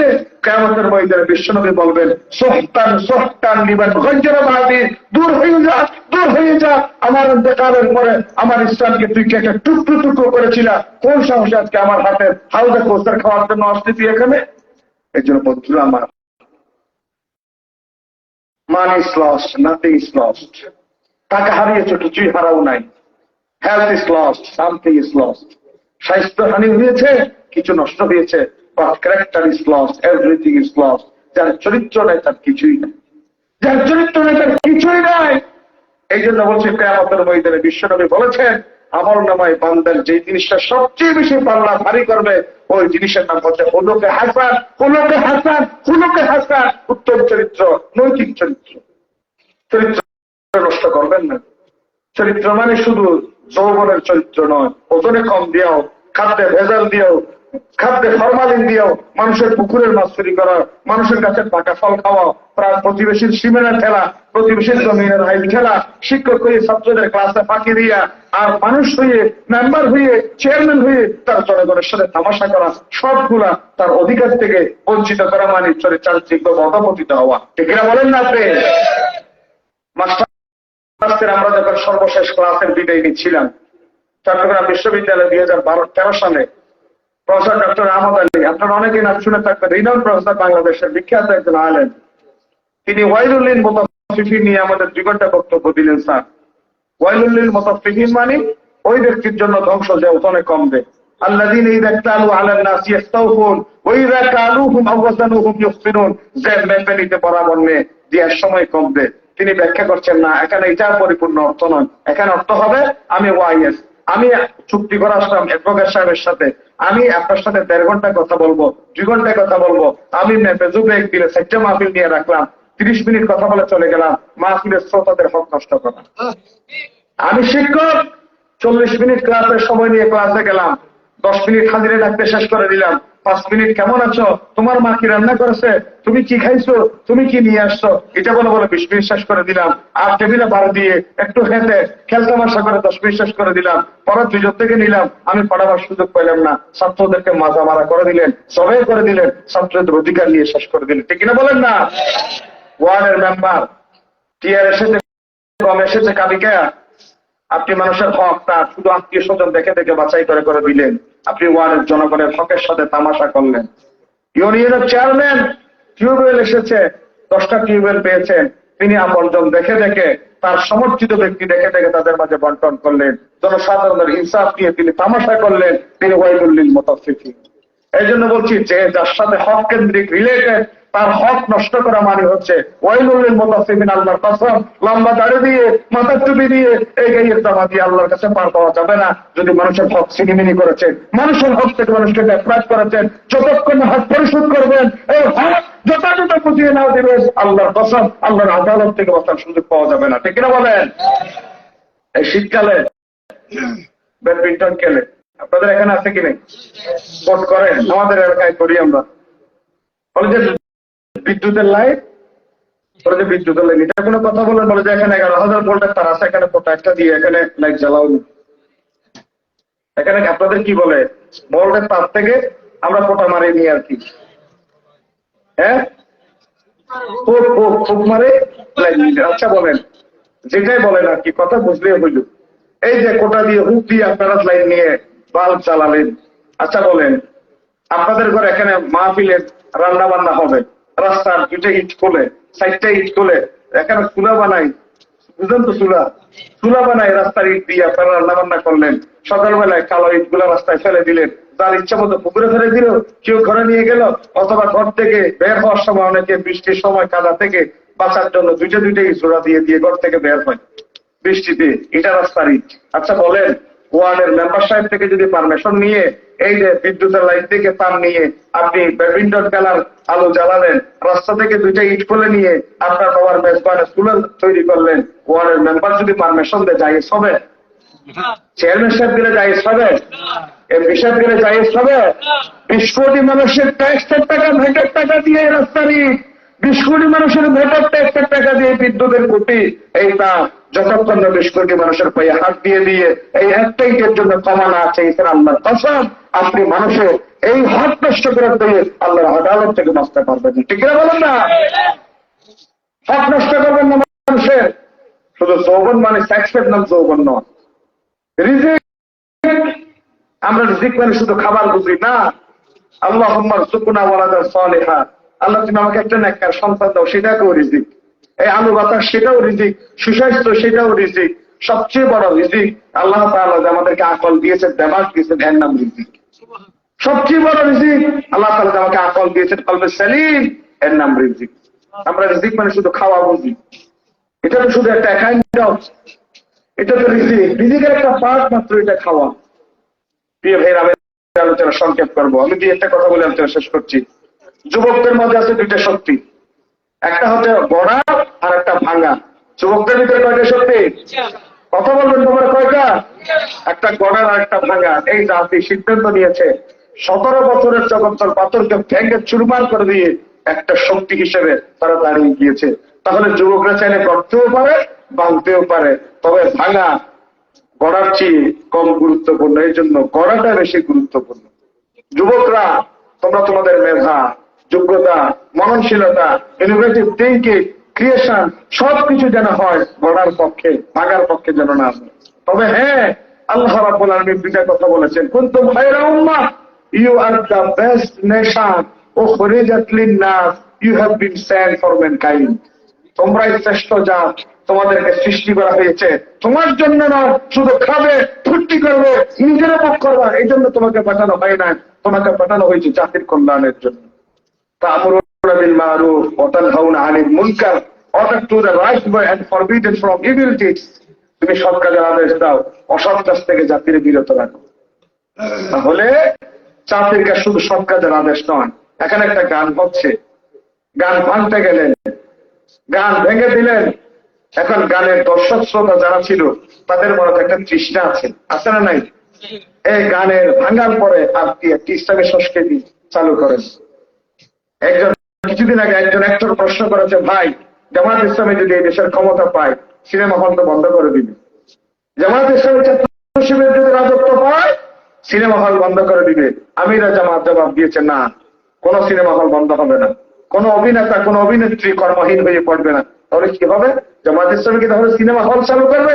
বলে যে না, জামাত ইসলামী সিনেমা হল চালু করবে, তবে ইসলামী নাটক নাটিকা চলবে এখানে। প্রত্যেকের মুখে দাঁড়িয়ে এসে যাবে ইসলামকে কেন্দ্র করে যে সমস্ত নাটক নাটিকা তৈরি হয়, সেই নাটক নাটিকা ইসলামের পক্ষের লোকদের মনোবাসনা পূরণের জন্য কোরআনের রাজ কায়েমের পক্ষের নাটক নাটিকা তৈরি হবে। ঠিক না বলেন না? একই ব্যক্তি দিয়ে তার চরিত্রটা পরিবর্তন হয়ে যাবে, চরিত্র পরিবর্তন কাজ নেই। এই জন্য বলছি যুবকদের দুইটা শক্তি, ভাঙা এবং গড়া। অনেক লম্বা কথা আছে। যে সমস্ত যুবকের ত্যাগের উপর আজকের ইসলাম দাঁড়িয়ে আছে, একেবারে সংক্ষেপে বলছি, যে কথাটা বলার জন্য একটু প্রস্তুতি নিয়ে আছে, একটু বলি না, 5টা মিনিট সময় দেন আমাকে। যেই যুবক যাদের ত্যাগ এবং কোরবানির উপর ইসলাম দাঁড়িয়ে আছে, হযরত আমির হামজা ছোট্ট একটা ঘটনা শোনেন।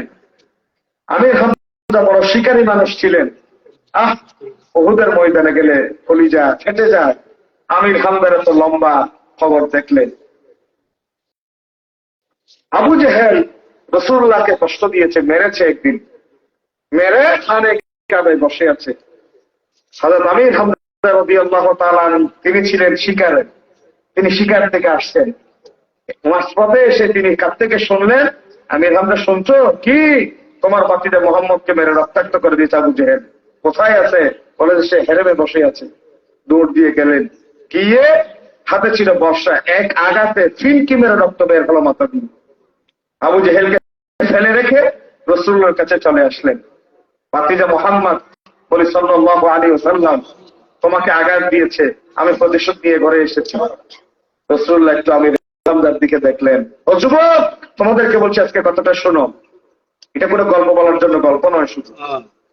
আমির হামজার চেহারার দিকে রাসূলুল্লাহ দেখলেন, দেখে প্রশ্ন করলেন, আমির হামজা চাচা, আবু জেহেল আমাকে মেরেছে, আমি কি আমির হামজার ভাতিজা মোহাম্মদ এই জন্যে, নাকি আমি নবী মোহাম্মদ এই জন্যে? বলে আপনারা বলে তো কি জন্য মেরেছে? মোহাম্মদ সাল্লাল্লাহু আলাইহি ওয়াসাল্লাম নবুয়তের দায়িত্ব পালন করে কোরআন প্রচার করে এই জন্যই তো, নাকি আমির হামজার ভাতিজা এই জন্যে? তিনি প্রশ্ন করলেন, ভাতিজা এই জন্য কি আমাকে মেরেছে, নাকি আমি বেপরোয়া হক এই জন্য আমাকে মেরেছে। নবী করিম সাল্লাল্লাহু আলাইহি ওয়াসাল্লামের প্রশ্ন শুনে হযরত আমির হামজা জবাব দিলেন, ভাতিজা মুহাম্মদ সাল্লাল্লাহু আলাইহি ওয়াসাল্লাম, তুমি নবীর জন্য তোমাকে মেরেছে।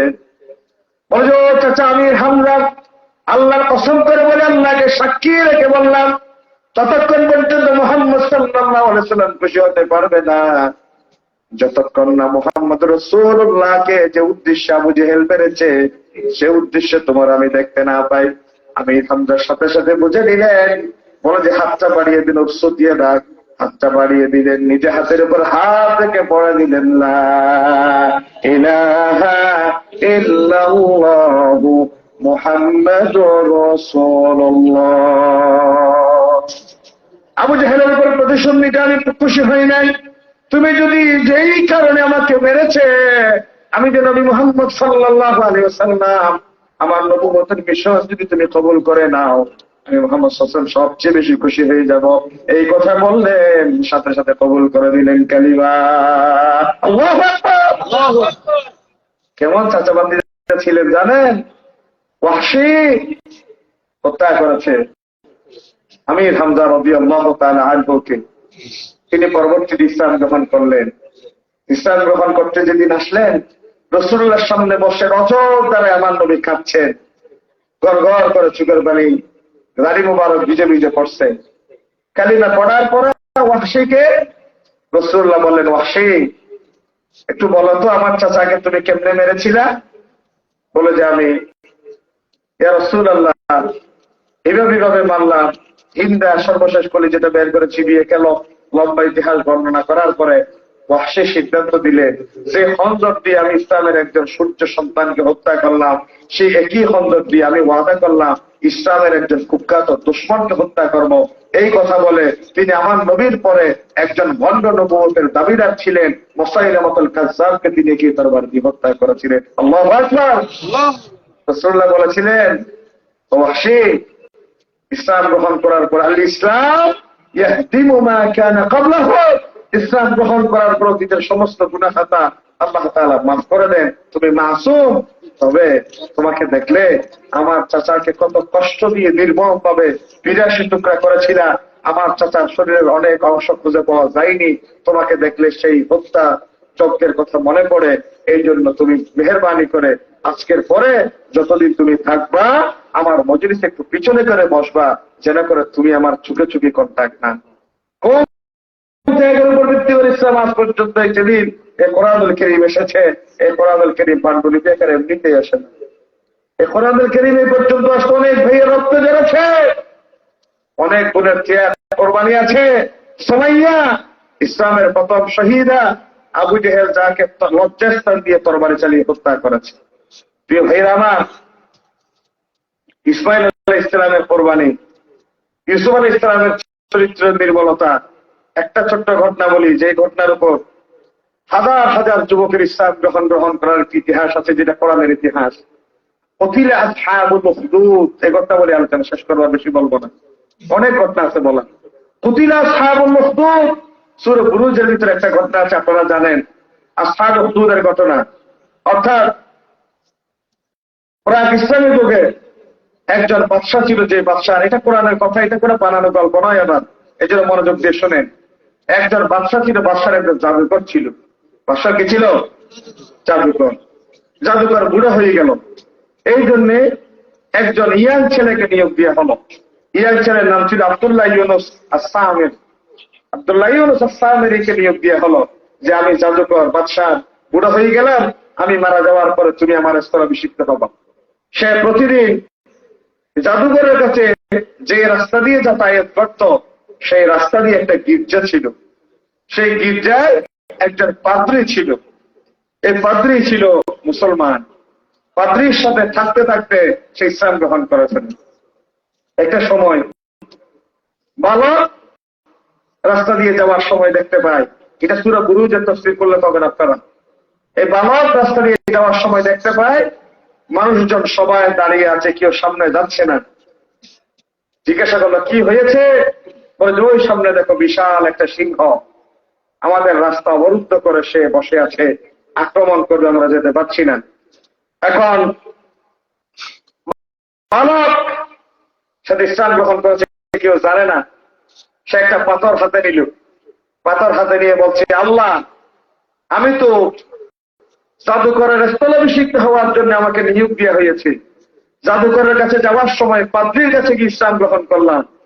যদি আমার পাদ্রী সত্য হয় তাহলে এই পাথরটা দিয়ে তুমি এই সিংহটাকে মেরে ফেলো। যদি আমার জাদুকর সত্য হয় তাহলে বেঁচে থাকবে। কোন কাজের শক্তি বেশি এটা একটা আমি পরীক্ষা করতে চাই। এই কথা বলে সে একটা পাথর ছুঁড়ে মারল। পাথর ছুঁড়ে মারার পরে আল্লাহর বর্ষায় একটা সময় সে সিংহটা মারা গেল। এই খবরটা পৌঁছে গেল গির্জার পাদ্রীর কাছে। গির্জার পাদ্রী এই খবরটা শোনার পরে বালককে ডেকে বলে, বাবা, তোমার সুনাম সুখ্যাতি সব জায়গায় ছড়িয়ে পড়েছে। আল্লাহ তাআলা তোমাকে বিশেষ কিছু মর্যাদায় অধিষ্ঠিত করেছে, যে মর্যাদা ঈসা আলাইহিস সালামের আছে। কি মর্যাদা? বলে যে কোন অন্ধ ব্যক্তির চোখের উপর হাত দিলে দৃষ্টিশক্তি ফিরে পায়, কোন কুষ্ঠি রোগের উপর হাত বুলালে কুষ্ঠরোগ ভালো হয়ে যায়। এই নিয়ামত আল্লাহ ঈসা আলাইহিস সালামকে দিবেন। বলে যে অতি শীঘ্রই তুমি বড় একটা বিপদের মুখোমুখি হবা। তুমি যদি বিপদে পড়ো আমার কথাটা তুমি মেহেরবানি করে কাউকে বলিও না। একটা সময় দেখা গেল বাদশার একজন মন্ত্রী অন্ধ হয়ে গেল।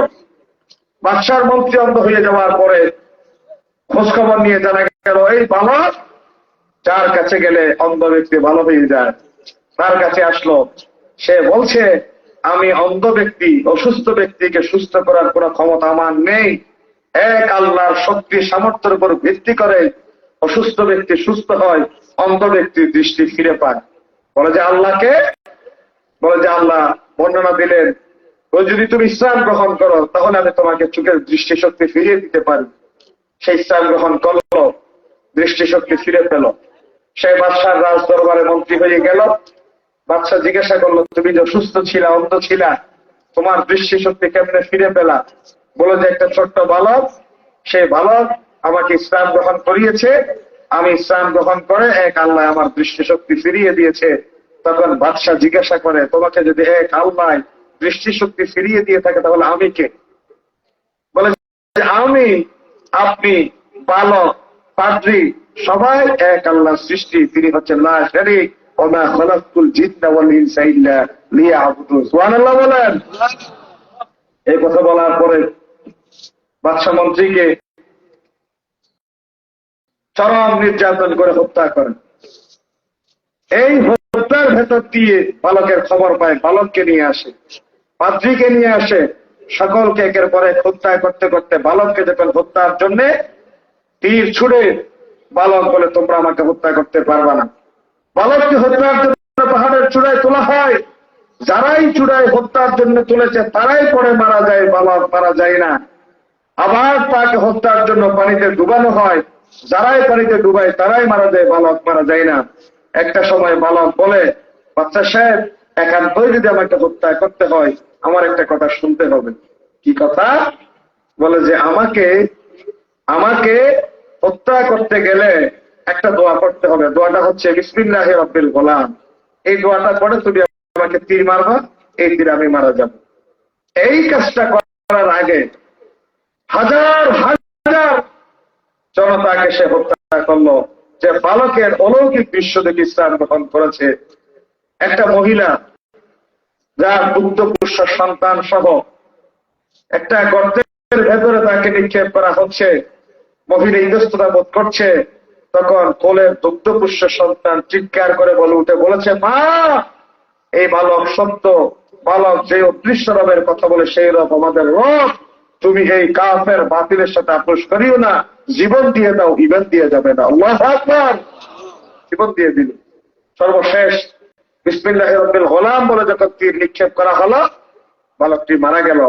বালকের এই অলৌকিক দৃশ্য দেখে হাজার হাজার উপস্থিত জনস্র ইসলাম গ্রহণ করলো এবং ইসলাম গ্রহণ করার এই জোয়ার এই জালেম বাদশা সহ্য করতে না পেরে সকলের জন্য আগুনের বিশাল একটা কুণ্ডলী প্রজ্বলিত করলো।